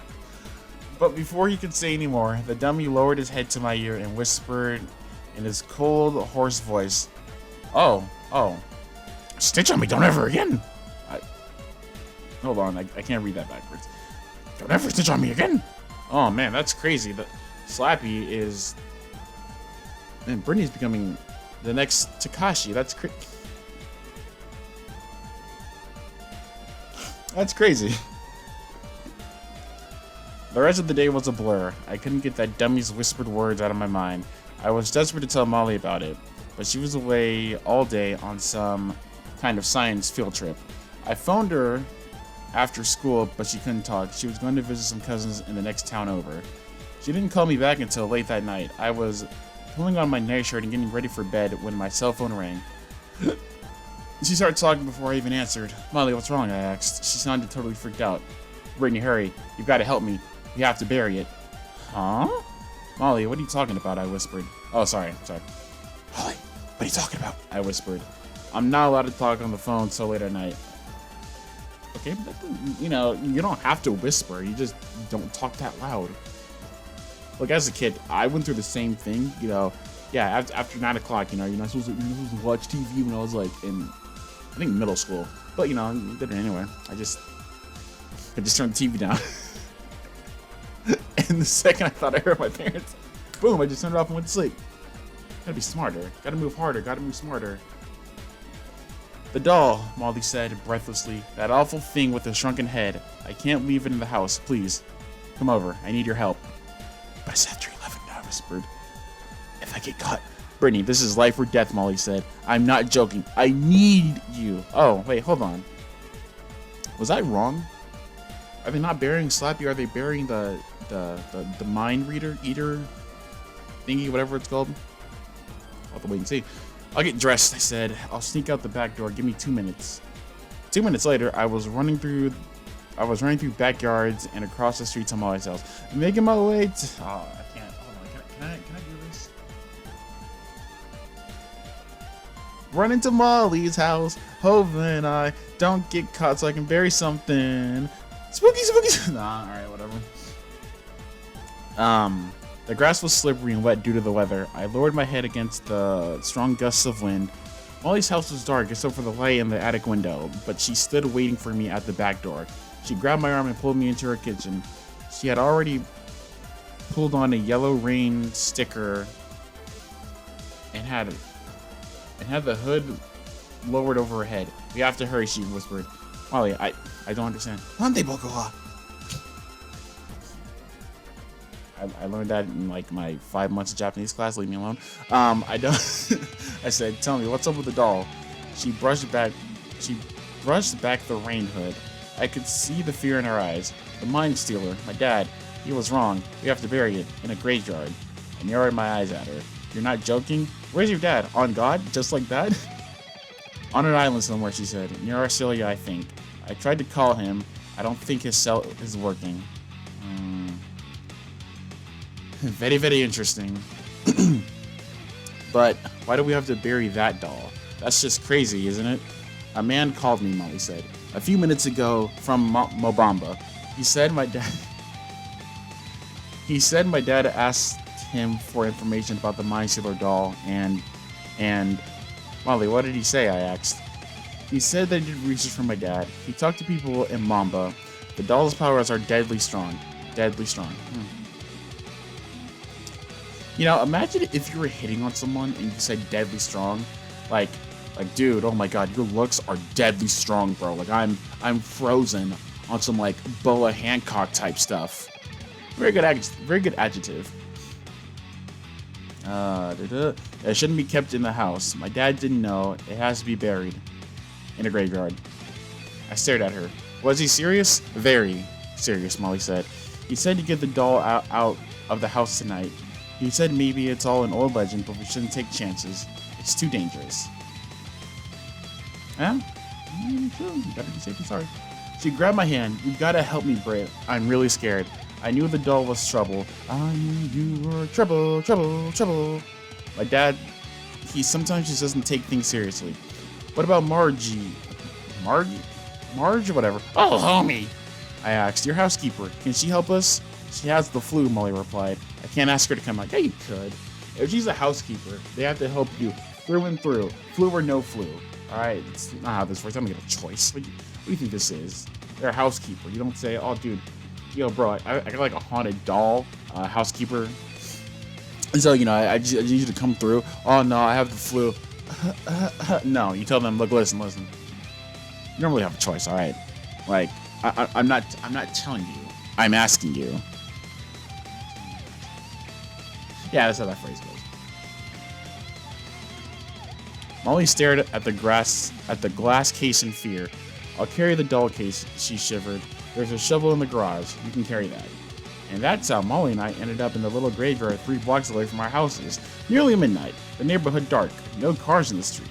No moon in the cloud-covered sky. Cold raindrops pattering down on us. There we were, taking turns shoveling up hard dirt. Inside the glass case, the evil doll stared up at us with its empty eye sockets and shriveled green head. The wind howled. The old gravestones creaked and groaned. Could we get the evil doll buried before it did something horrible to us? Could it get scarier? Yes. The hole was at least 2 feet deep, almost deep enough. I dug the shovel blade into the dirt. That's when the old gravestone across from me tilted forward. I saw crumbling dirt at the bottom of the stone. And then I saw a pale hand reach from behind it. Too late. It was too late to escape its grip. It grabbed me by the ankle, wrapped its cold fingers around my skin. I let out a shrill scream. Ethan! I gasped. What are you doing here? Made you scream, he said. He let go of... Oh, that was Ethan? I thought it was Slappy. Wait, hold on. This could be like the final showdown. No, it's not. I have like 5 more chapters left. He then jumped out from behind the tombstone and did a little dance, laughing like a hyena. Molly gave him a hard shove, and he fell back against an old granite slab. You brat. She snapped. You followed us here? He grinned. Yee. You're burying that stupid doll? You're both totally mental. Yo, that's... The rain came down harder, drumming the ground. I pretended to strangle Ethan. I'd like to bury you, I said. I know what happens at midnight, Ethan said. You both turned to pumpkins. No. That's wrong. That's at 3 a.m. Oh, no, sorry. That's one of the spooky things happening. Good thing you guys weren't doing this at 3 a.m. because, Slappy or the doll would have came to life and would have, haunted you guys on a FaceTime, too. This isn't a joke, Molly said angrily. Get away, Ethan. She shoved him again. Unless you want to help us, we have to bury this thing. It really does steal minds. Ethan giggled. You're both out of your minds already. A flash of lightning made the ugly mind stealer doll appear to move. I felt a chill run down my back. I dug the shovel deep into the hole and scooped out another clump of dirt. I think it's deep enough, I said. Ethan watched as Molly and I carefully lifted the glass case. The disgusting little head rolled to one side. The doll's wooden arms bounced against the glass. Into the hole. We lowered it slowly. The glass case felt slippery and wet from the rain. We both set it in. Alright, that's enough Chill's voice for now. We set it down in the hole. We both frantically shoved and scooped dirt over it. Buried it out of sight, where its evil powers could do no damage. And then the 3 of us ran for home, battered by the wind and rain. Molly had a smile on her face now. At least she could feel safe in her own house. But what about me? No way could I feel safe. Not with a living dummy turning my life into a horror show. Is this foreshadowing? Is this foreshadowing on what's gonna happen? I have a really strong feeling that that's what that is. Mom, please don't make me take Ethan, I begged. Mom bit her bottom lip. Brittany, you have no choice, remember? I'm not asking you, I'm telling you. You promised him, remember? You have to take him. She straightened her hair in the front hall mirror and picked up the car keys. It was nearly 4 the next afternoon. She was ready to drive us to perform at Sunset House, my great aunt's retirement home. But Brittany, all you have to do you have all your art supplies packed up? Put them in the trunk, she said. She started to the door. What does that even mean? But I grabbed her arm. Mom, you're not listening to me, I said. If we take Ethan, something terrible is going to happen. Stop it.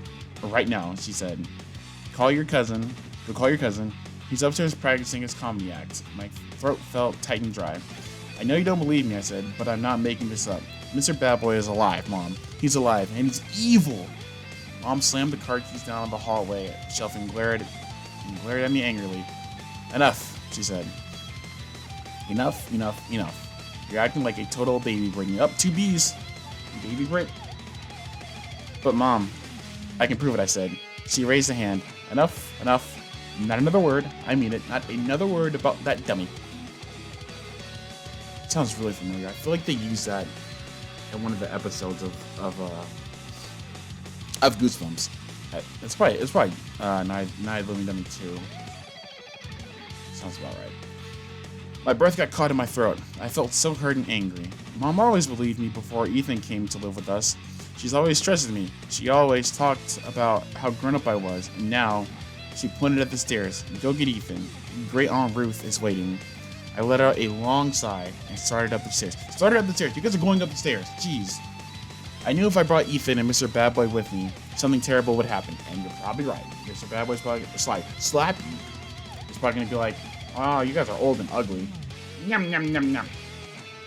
Or maybe he's ad-libbing. But what could I do?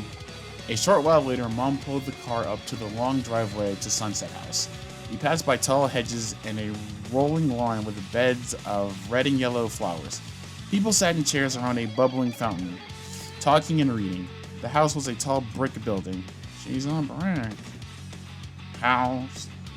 The afternoon sunlight reflected off many windows, making the whole house appear to glow. I pulled my art supplies from the trunk and waved to Mom as she drove away. Great Aunt Ruth was waiting for Ethan and me in the front hall. She's almost 85, but she looks a lot younger. She has short, straight black hair, and she wears a lot of makeup and bright red lipstick. Today, she wore faded jeans with embroidery on the pockets and a pale blue shirt that tied to the waist. Oh. Usually. That's crazy. When I think of, like, people in their 80s, I don't imagine them, like having like, style. I just imagine them, like, wearing just, like, whatever. Like button-ups and... Anyway, neither here nor there. After giving Ethan and me bone-crushing hugs, she began chattering a mile a minute, asking about everyone in the family. That sounds like me when I talk sometimes, because I just talk really fast. A short, plump, gray-haired woman wearing a gray pantsuit stepped up with a smile. Brittany, that is so nice of you, she said. Hi, Mrs. Berman, I said. She is the director of the house. This is my cousin Ethan. He's going to perform with his dummy. How excellent, she said. Come this way. Your audience is waiting for you in the rec room. I can still read even though I can't see. We followed her down the hall and into the room. Folding chairs had been set up in 3 rows. About 20 people turned when we came in. Most of them were white-haired. 2 were in wheelchairs, and I saw a lot of canes and walkers. Because they're old. Like, well, we're all going to get old, and we're probably all going to have walkers. I put down my paint case and started to set up. Ethan took a seat in the corner and plopped Mr. Rabble on his lap. This is Ruth's niece. Guys, look, I can read. I swear I can read. This is Ruth's niece, Brittany Crosby, Mr. Berman announced. She's gonna give you all a painting lesson, and then Brittany's cousin Ethan is gonna put on a puppet show. It's Ethan, Mr. Bad Boy shouted. Oh, sorry. Oh, Evan. Oh. Ethan, it's Mr. Bad Boy shouted. People began to murmur. A few people laughed. I opened my paint jars and turned to the audience. I know a lot of you like to draw and paint, I said, so I thought, louder please, a woman in the front row shouted. So today she's deaf, another woman called out. She won't hear you no matter how loud you shout. A lot of people laughed. Great Aunt Ruth turned in her seat and shut everyone. Ew, shut up everyone. God, that's my niece up there, bro. Let her live. I took a deep breath and continued. Since we're in a sunset house, I thought I'd show you how to paint a beautiful sunset with just two colors, red and yellow. That was orange and yellow that were like better things to use. I picked up a brush and began to mix colors. Maybe she could paint my room, a man in the back row said to the woman next to him. Maybe she could paint my nails, the woman said. They were both shouting. They must have been nearly deaf. I could feel my legs start to shake. Yo, I felt that. I hate talking in front of people. Stage fright's a thing, people. Stage fright's a thing. Mom had warned me it would be a tough audience. I turned and saw Great Aunt Ruth smiling at me. I decided to keep my eyes on her for the rest of the demonstration. That's actually, okay, I know I keep on like sidetracking, but that's actually like something that I learned in school. Like if you have like stage fright or something, just focus on like someone's forehead. Like don't look at them in the eyes, because I can't do that. I hate looking people in the eyes.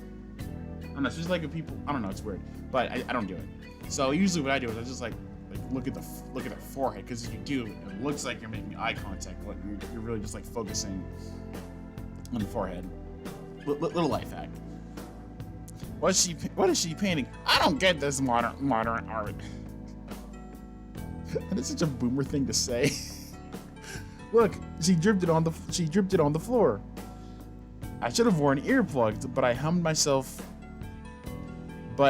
to myself to drown them out, and I kept working my brush on the canvas. The sunset painting turned out really well, maybe the best sunset I'd ever done. And then I stepped away from it. Everyone cheered and clapped, even the woman who wanted me to paint her nails. Great Aunt Ruth blew me a kiss. I could tell how proud she was. I felt really happy, but then I remembered what was coming next. My stomach tightened in dread. Here's Ethan, I announced to everyone, with his good friend, Mr. Bad Boy. As Ethan passed me, I whispered, "Don't mess this up." "I'll try," he whispered back. Why do you look so frightened? Oh no, I'm scared. Because I have a feeling he's about to like jump and punch and about to like punch someone or punch someone. Oh no, that's just the theory. A game theory. Alright, I'm gonna pause real quick. Ethan pulled his folding chair to the front of the room. He sat down and bounced the dummy on his lap. "Which one is Ethan?" a woman whispered loudly. A few people laughed. Ethan cleared his throat and turned to the grinning dummy. "You're gonna be a good boy today, aren't you, Mr. Bad Boy?" Mr. Bad Boy shook his head. "No, I'm sorry. I'm a bad boy." "I know. Now, how can I tell when someone is old?" he asked Ethan. Oh, wait, hold on. Sorry. I didn't see the location next. "How can I know when someone is old?" he asked Ethan. "How?" "By the smell." Mr. Bad Boy tossed his head back and crackled. Crackled. Huh. "It's not funny," Ethan scolded to him. "Yeah," Mr. Bad Boy shot. "Yeah," Mr. Bad Boy shot back. "That joke stinks, and so do they." A few people gasped. The room grew very quiet. Mr. Bad Boy's jaws clicked up and down. "Ethan, do you know the difference between an old person and roadkill?" "No," Ethan said. "Neither do I," Mr. Bad Boy cried and laughed. His high-pitched laugh again. Wow, that's... There's a difference, all right? I've smelled roadkill. I've seen it, all right? Roadkill is gory. Like, it's depending on how, you know, they went out. But most of the time, it's gory. And old people aren't. Okay, they're just there.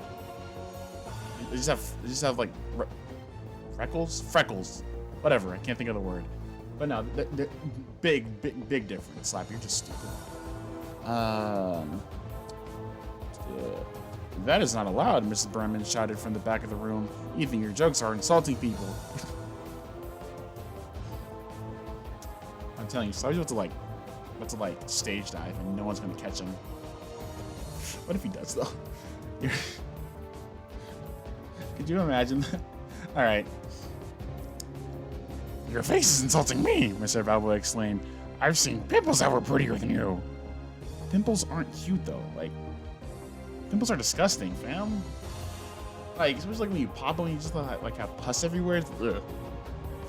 I shut my eyes. I just wanted to disappear. This couldn't be happening. "I'm a bad boy," Mr. Bad Boy shouted. He turned his head to a woman with curly white hair and bright red lips. Why are her lips so red? "Is that a new skirt?" the dummy asked her. "Or are you wearing your..." I just lost the voice. Whatever. Are you wearing your intestines on the outside? Bro, that was a terrible joke. Come on, Slappy. You could have did better than that. You could have said, "Oh, is that a new skirt? Or are you wearing like, I don't know, like the thing you're gonna be buried in? Funeral fit? Funeral fit. That's funny. Funeral fit. Could you imagine if that's what it's called? Like when you get buried and that's what you're wearing. Oh yeah, you know, we're sorry that, you know, they passed away. We just have to, you know, get their funeral fit ready.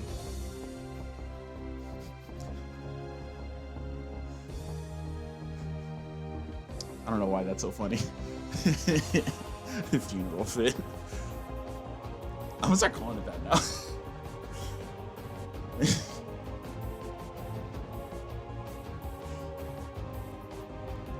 Mrs. Berman stormed towards the front of the room, swinging tight fists at her sides.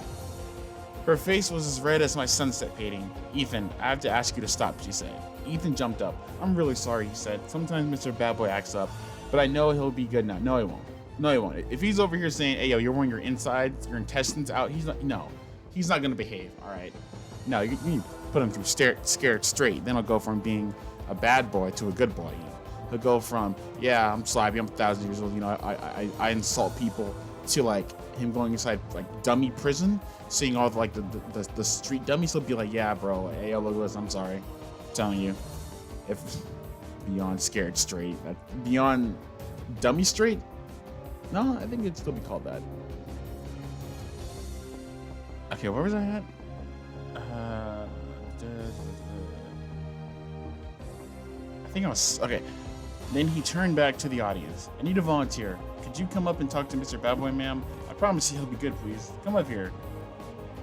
I butchered that line so bad. I need a volunteer. Could you come up and talk to Mr. Bad Boy, ma'am? I promise he'll be good. Please come up here. There we go, that's better. I realized I was holding my breath. What did Ethan plan to do? Or more importantly, what did Mr. Bad Boy plan to do? Ethan kept pleading with her, so finally, a gray-haired woman in a flowery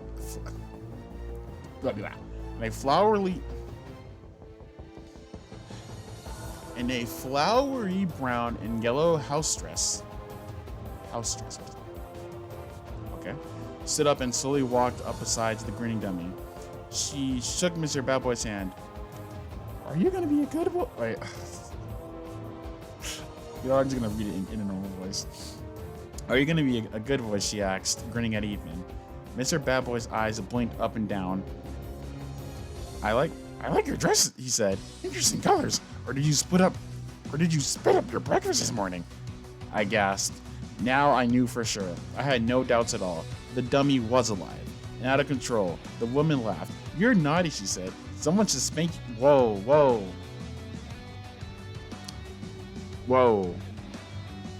Could you imagine someone like actually spanking a dummy? Like it's not doing anything. Well, like,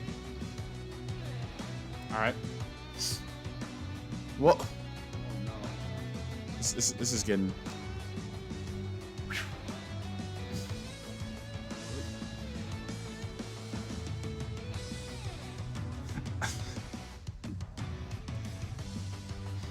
Come on, you've read worse. I thought just make you too, Mr. Bad Boy replied. But with that face, I can't tell which end to spank. Whoa, yo, bro, you're about to get smacked. I turned and saw Mrs. Berman shaking her head and frowning. Mood. Which color do you like in Brittany's painting, Mr. Bad Boy? Oh, sorry, hold on. I read that in my normal voice when I need to read it in my Yoda voice.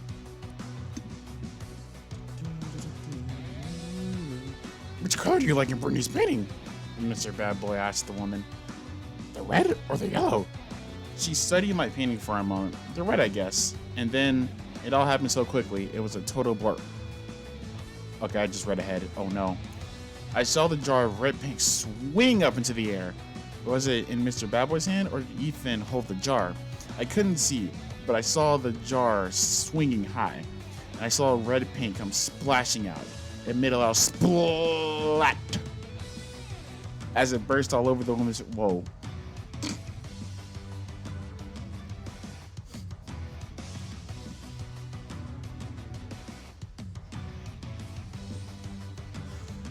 As it burst all over the woman's face, it ran down her cheeks, down her skirt, and puddled on her shoes.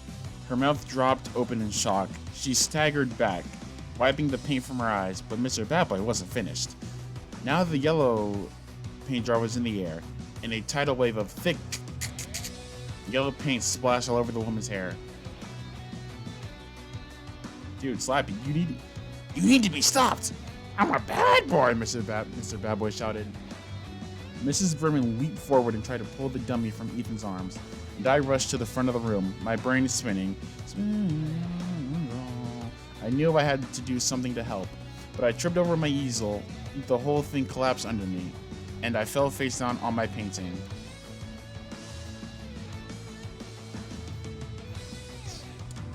Sounds really familiar.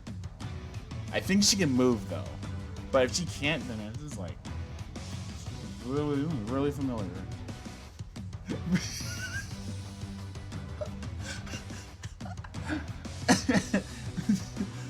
That's right, Ethan. I never gave you anything for your birthday. Take my brushes. Protect my mom, okay? Alright. Once again, you get that reference. Good on you. I groaned and tried to pull myself to my feet. Smears of red and yellow paint stuck to the front of my sweater. I heard people stampering from the room. Some were crying. Others were shouting angrily. What were you crying for? It was a painting that got destroyed, and so what? Someone got painted with red and yellow. You know, we're just causing a ruckus, causing rumbling. A disaster, I thought. A total disaster. Raising my eyes, I glared at the ugly dummy, and as I stared, he tossed his head back and roared with laughter. Bro, I'm telling you, Slappy needs to be stopped, dude. Like, honestly. Molly, where's your dad? I have to talk to him. That night, I was too upset to eat dinner. It's a mood. 2020 type beat. I rushed up to my room and slammed the door behind me. Then I dropped onto the edge of my bed and punched Molly's number into my cell phone. I know you don't mean literally, but like, could you imagine, like, you know, you slam the door, then you're just like, aggressive. I told you, Molly replied. He's on some island near Australia. I haven't heard a word from him since he left. Well, when is he coming back? My voice cracked. It's a real emergency. Molly was silent for a moment. Britt, come over. You'll feel better if you get out of that house. I can't, I moaned. I'm grounded, probably for life. Mrs. Berman at Sunset House, she reported the whole thing to school. I don't believe it, but she blamed me for everything. And she said I invited Ethan, so I had to know what kind of jokes he did. She said I had to know what Ethan planned to do. Oh wow, Molly muttered. Bad news. It's totally unfair. Tell me about it, I groaned. Then Mrs. Berman called my mom and told her about it. I'm so in trouble everywhere. I'm not allowed to leave my room at night, and meanwhile, get this. Dad had hockey tickets that he couldn't return, so he took Ethan to the hockey game. It's so not fair. Yeah, that's tough. Ethan's a total freak, Molly said. I can't believe he's your cousin. Ethan isn't the problem, I said. It's Mr. Bad Boy. He's alive, Molly. He's evil, and Ethan is too scared to do anything about it. But Britt, Molly, I'm begging you to believe me, I said. No one else will. Yeah, you know? No one else will believe that God didn't do anything. This dummy just started eating stuff. Yeah, it's totally me, you know. I'm not even allowed to mention the dummy to my mom or dad, but your dad, he believes me. He knows about this stuff, right? Oh man, Miss Summer Lola's about to come in and save the day. Well, Molly said, Dad has done research on ventriloquist dummies. I know he's collected a lot of magazines and articles and papers. Come over, Britt. Sneak out and come over. We can try to find this file. I was totally desperate. Oh, man, are you about to get your deathpiration flame? About the type of references. Something references that people may or may not know. If you know that one, I really appreciate you because that show is old. It's really good too, by the way. Like, if you know what show I'm talking about, pretty good show. So I snuck out the back door and ran all the way to Molly's house.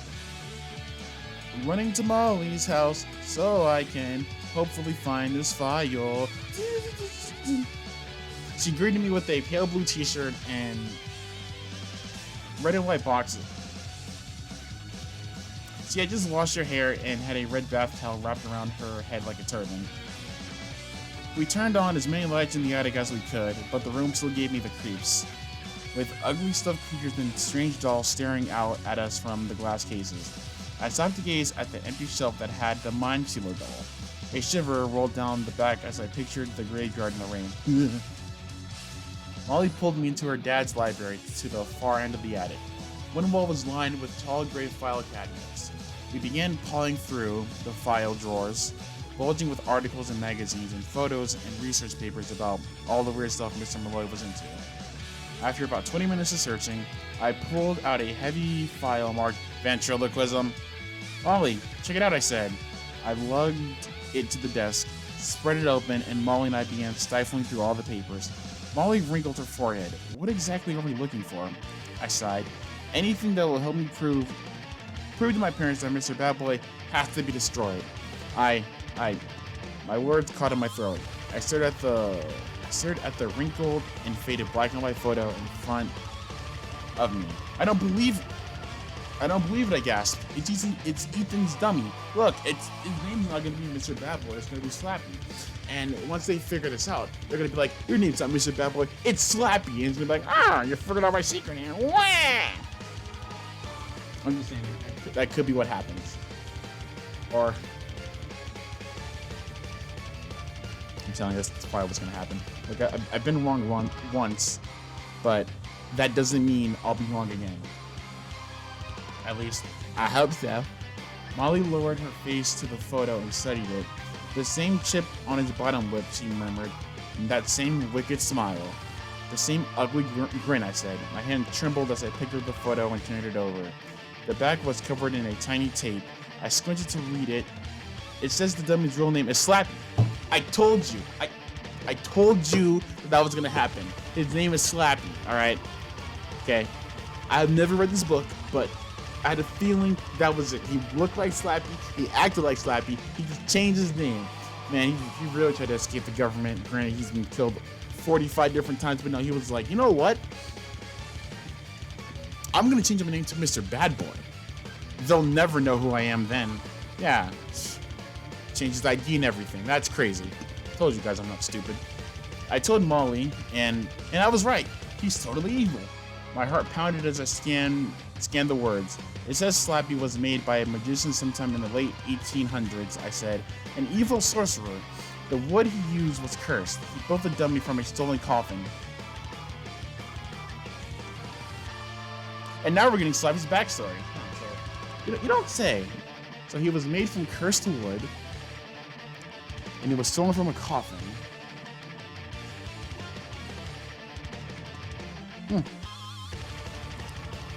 Molly blinked. Oh wow, I wish Dad was here. It says the dummy turned its owners into slaves. I continued. It's power mad. It wants to slave everyone it meets, and my eyes skipped to the bottom. I gasped and grabbed Molly's arm. Listen to this, Molly. It has a bunch of weird words on the bottom of the page. It says, say these 6 ancient words to wake him up and to put him to sleep. You're kidding. Molly grabbed the photo from my hands and stared at it. This is excellent, Brittany. What are we waiting for? She handed the photo back to me. Then she unwound the towel from her head and began drying her croppy hair. Come on, hurry, Britt. Let's do it. Let's shout the words in front of Slappy and put him back to sleep forever. You said Ethan is away at a soccer game, right? As we raced down the attic stairs, I raised... Again, buffer again. All right, hold on a minute. All right, so quick change of plans. My internet died, so I have to finish reading this off my phone. I mean, you guys won't see it, but I just had to throw it out there. All right, I don't remember where I was at. Oh no, I was right here. As we raced down the attic stairs, I raised the photo and read the ancient words silently one more time. Were my worries over? Would the words put Slappy to sleep? No. I slipped into my house through the back door. I signaled Molly to be quiet. Then we tiptoed across the kitchen to the front hall. I heard the thud of dance music from the den and glimpsed Mom on the couch with a magazine in her lap. Mom doesn't dance, but she also loves disco music. And the louder the better. Yeah, that was me when I was like 15 with like dubstep. I didn't like go to raves or anything, but I love dubstep. Good times. So she didn't hear Molly and me as we hurried up the stairs and then made our way to the attic. Ethan had left all of his lights on in his room. The place was a mess. He had dirty clothes heaped everywhere. PlayStation game discs and manga comics scattered all over the floor. Hey, he's a gamer! And he reads manga. Hey! Ethan, my boy. I hated you at first, but bro, you got a PlayStation and you read manga? Bro, dude. My guy. Scattered all over the floor. An open bag of cheese doodles on his computer keyboard, empty soda cans, and balled up jeans on his bed. Yeah, he's a whole gamer. Molly and I stepped through the mess to the far end of the room. Slappy was propped up in a brown leather armchair by the window. The dummy's hands rested on the chair's arms. He stared straight ahead. "We know your secret, Slappy," I said. My voice sounded funny, shrill and tight. My chest felt all fluttery. I tapped on the dummy's wooden head. "See? I even know your real name." I expected him to move or speak, but he just kept staring silently at the other wall. Molly dropped down on the edge of Ethan's cluttered bed. I could see she was frightened too. "Don't mess around," she said softly. "Read the words before he does something horrible."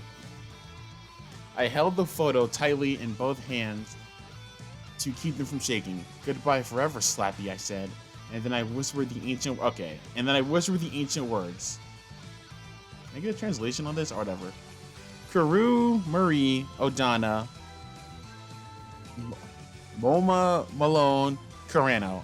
I know I butchered that. I'm sorry. I don't know what language that is, but I'm so sorry. Silence. I could hear the blood throbbing in my ears. Why are you bleeding from your ears? And then I gasped as the dummy's hands slipped off the chair's arms. He then slumped forward until his head rested on his lap. He stayed there, limp and lifeless. I stood, waiting and watching, but he didn't move again. And then I spun around and pumped both fists in the air. "We did it, Molly!" I cried happily. "We put him to sleep!" I expected Molly to jump up and celebrate too, but she didn't move. She stared hard at something on the bed. "Molly, what's your problem?" I cried. "We did it! We're okay now! We put him to sleep!" One sec, Britt," Molly murmured. "I think there's something here you should see." Molly reached into the pocket of Ethan's crumpled jeans and pulled out a small rectangular object. It looked like a TV clicker. She dropped it onto the bed. "Why was this hanging out of Ethan's pocket?" Molly asked. I picked it up and rolled it around in my hand. It had a dozen red buttons on the front, but no words. No words anywhere on it. I pushed the top bottom, and then I gasped as Slappy began to move. He raised his head and laughed.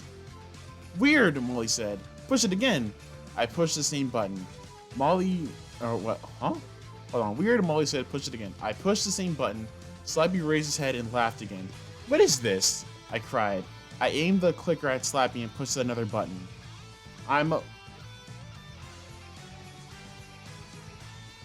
Hold on. Huh? Did Ethan plan all this? Hold on a minute. Ethan, if you planned this, I don't like you. I take back what I said earlier about you being a gamer. You're not a gamer. You're a fake gamer if this is true. "Alive I am," the dummy screamed in its tiny, raspy voice. "Don't you get it, Brittany? I'm alive." I pushed another button. "Don't ever snitch on me again," the dummy said in a whisper. I pushed it again. "Don't ever snitch on me again." My hands shook as I aimed the controller at Slappy and I pushed another button. "I don't like you, Brittany." "Ugh!" I let out an angry battle cry and heaved the clicker to the bed. "He did it again," I screamed. "That creep Ethan did it again."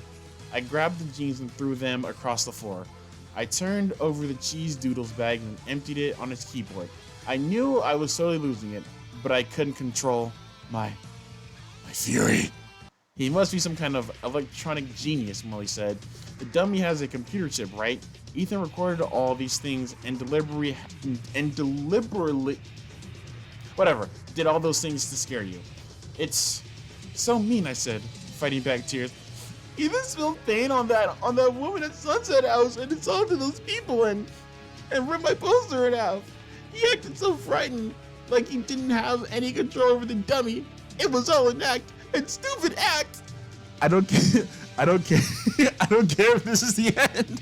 So I'll use everything.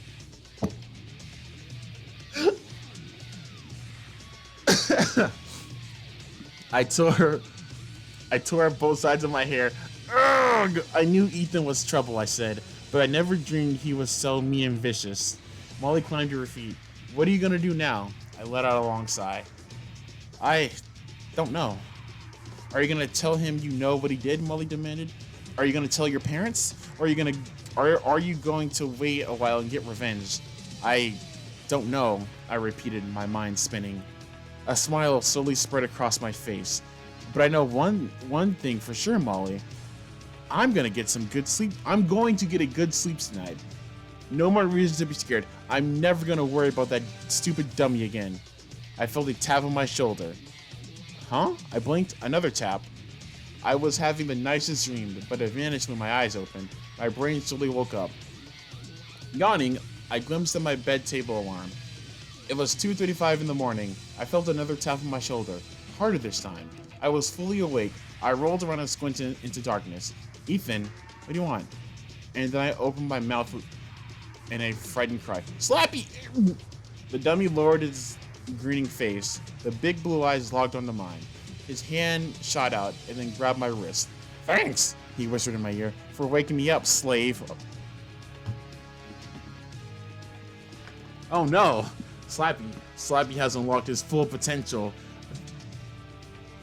Wait a minute. No, Slappy unlocked his full potential. That's crazy. Super Saiyan Slappy. The wooden finger tightened around my wrist, tighter, until I wanted to scream. Pain shot up my arm. Let go of me, I cried. The dummy lowered his face over me until our noses nearly touched.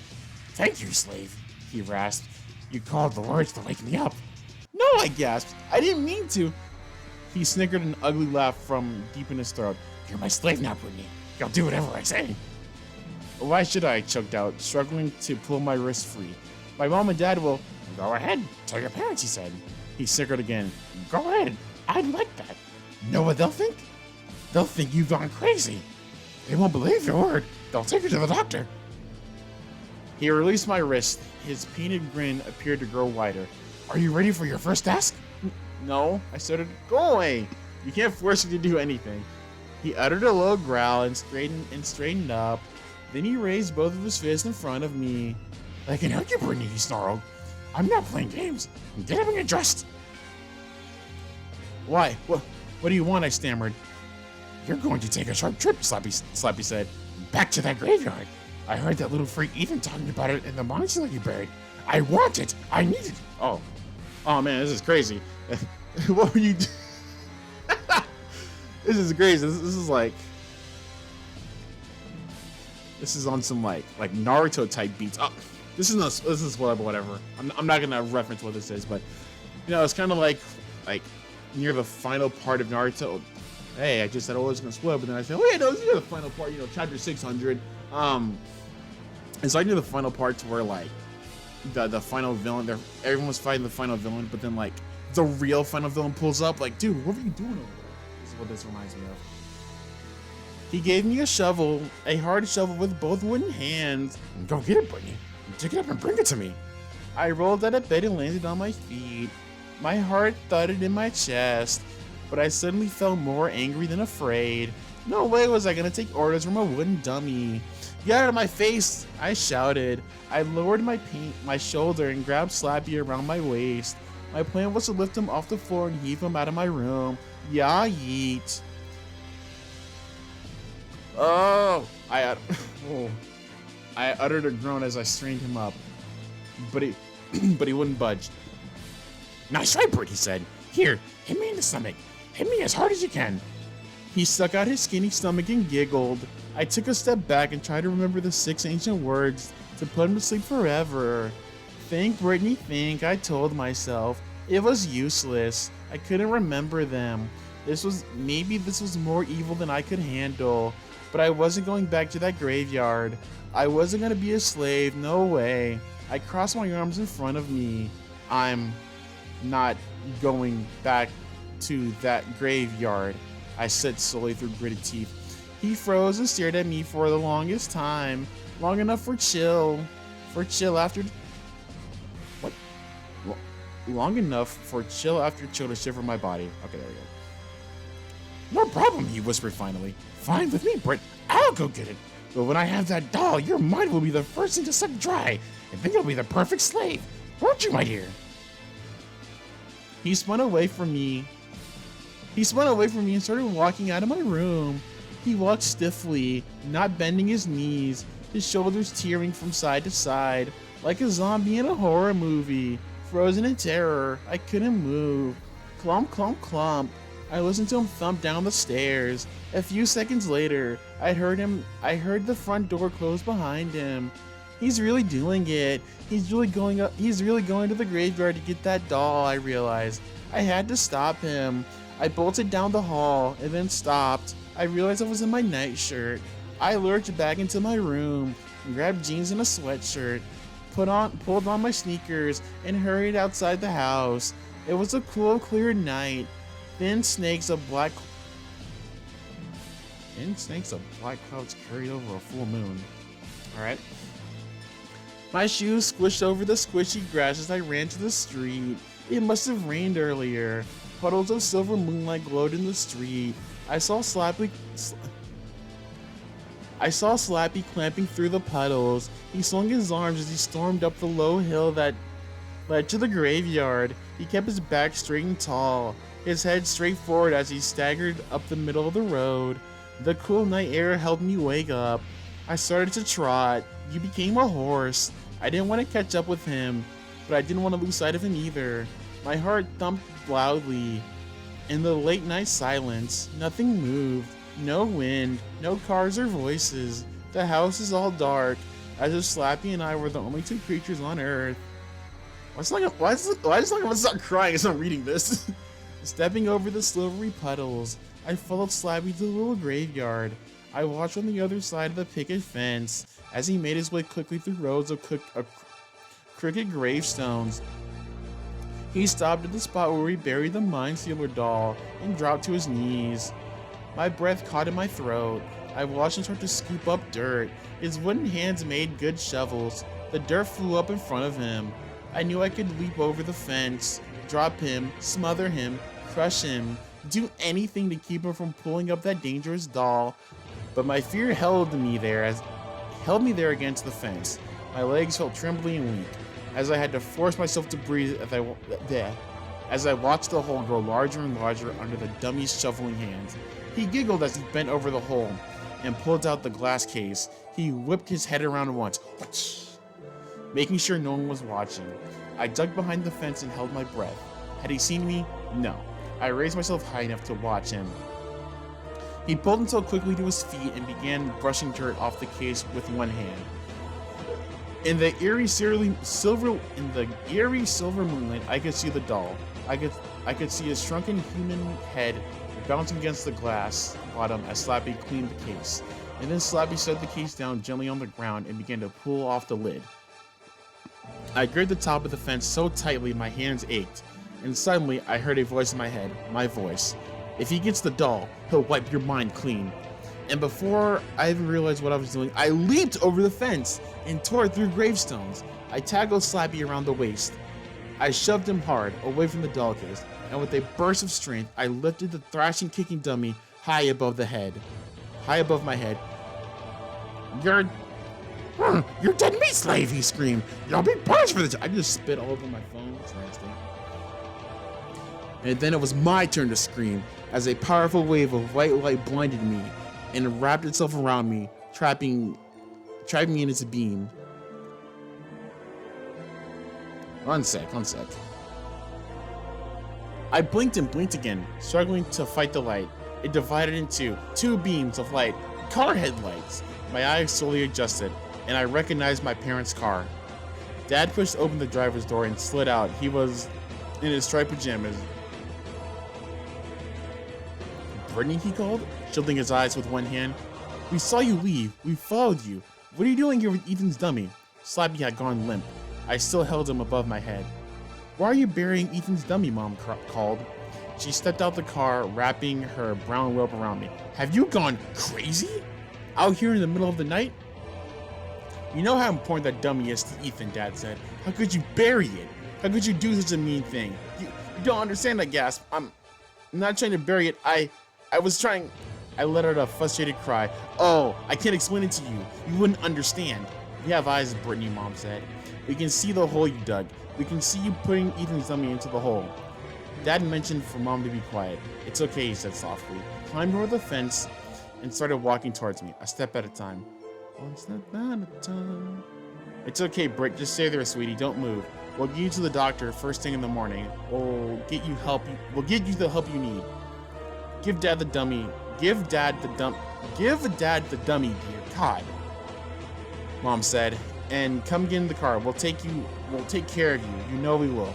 Limping in my hands, Slappy giggled. You're a big loser, he whispered. Guess we're going home together, slave. I'll come back tomorrow for the doll. Then Slappy wins for good. I couldn't take that. I couldn't let him win. My anger exploded. I let out a scream that echoed off the gravestones. No! I know what I had to do. I jerked Slappy high over my head, and with all my strength, heaved him headfirst into the glass case. I heard a deafening crack as the glass split. I saw the glass case shatter under the dummy's wooden head. Slappy uttered a sharp groan as his face slammed into the doll. Yes, yes! The dummy's head smashed against the shriveled green shrunken head. They were nose to nose. I uttered out a cry and staggered back as the doll began to glow. The shrunken head glowed with white light, and the doll began to buzz. Slappy's arms and legs jerked straight out. As if struck by lightning, the dummy's body jolted twice. Then Slappy collapsed in a lifeless heap on top of the doll case. I waited and waited. Slappy didn't move. The mind stealer doll had claimed another victim. I suddenly realized that tears were rolling down my cheeks. My whole body trembled. I took a deep breath, trying to calm myself. Brittany, what's going on? Dad asked, stepping beside me. It's okay, I choked out. Really, it's all over. No more crazy dummy stories, I promise. It's all over. Mom stepped up beside me and put her arm around my waist. I hope you're telling the truth, she said. I am, I insisted. Here, I gathered up the lifeless dummy and handed it to Dad. Here, let's take it back to Ethan. Everything will be fine from now on. Let's get you back home, Mom said. She started to guide me to the car. I took a few steps, and then I remembered the mind stealer. One more thing I have to do, I said. Go back in the car, I'll be there in a second. I waited until they began walking to the car. The dummy's arms and legs dragged lifeless as Dad carried it away.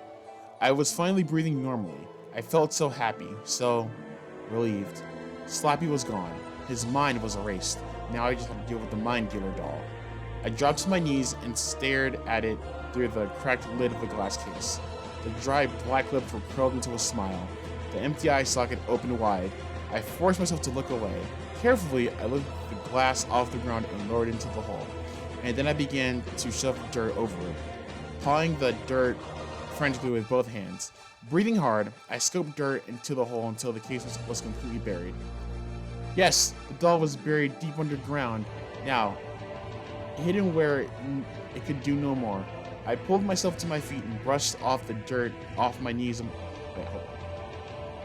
I pulled myself to my feet and brushed the dirt off the knees of my jeans. My legs were trembling. My heart was pounding. I took a deep breath and then I started to walk away. I walked 3 or 4 steps and then I heard a voice. Slappy's voice. An ugly crackling rasp as dead as... rasp as dry as dead leaves. Slappy calling to me from inside the buried doll. I'll be back, Brittany. I'm a bad boy! Well, that's the end of the story. Oh, no, that's crazy. But this whole time, Slappy is still alive. Man, Slappy is like the most tankiest person in the world. Alright, well, there goes Revenge of the Living Dummy. It's like a bro moment right there. Brittany did all that work just for Slappy to be like, oh, dude, you thought my status wasn't active? Nah, bro, my wiki page says I'm still alive. It's crazy. Well, I'll do it for this very, very long video. And happy Halloween. Hope you guys are, you guys stay safe and all that stuff. Hopefully 2020 isn't as trash. I mean, 2020 is trash, let's face it. It's trash for everyone. But hopefully in these next 2.5 months, it gets better. Because 2020 just sucks. Like, it really does. All right, well, that'll do it for this one. I will see you guys. Well, I'm going on hiatus after this, so I will see you guys sometime next year, hopefully.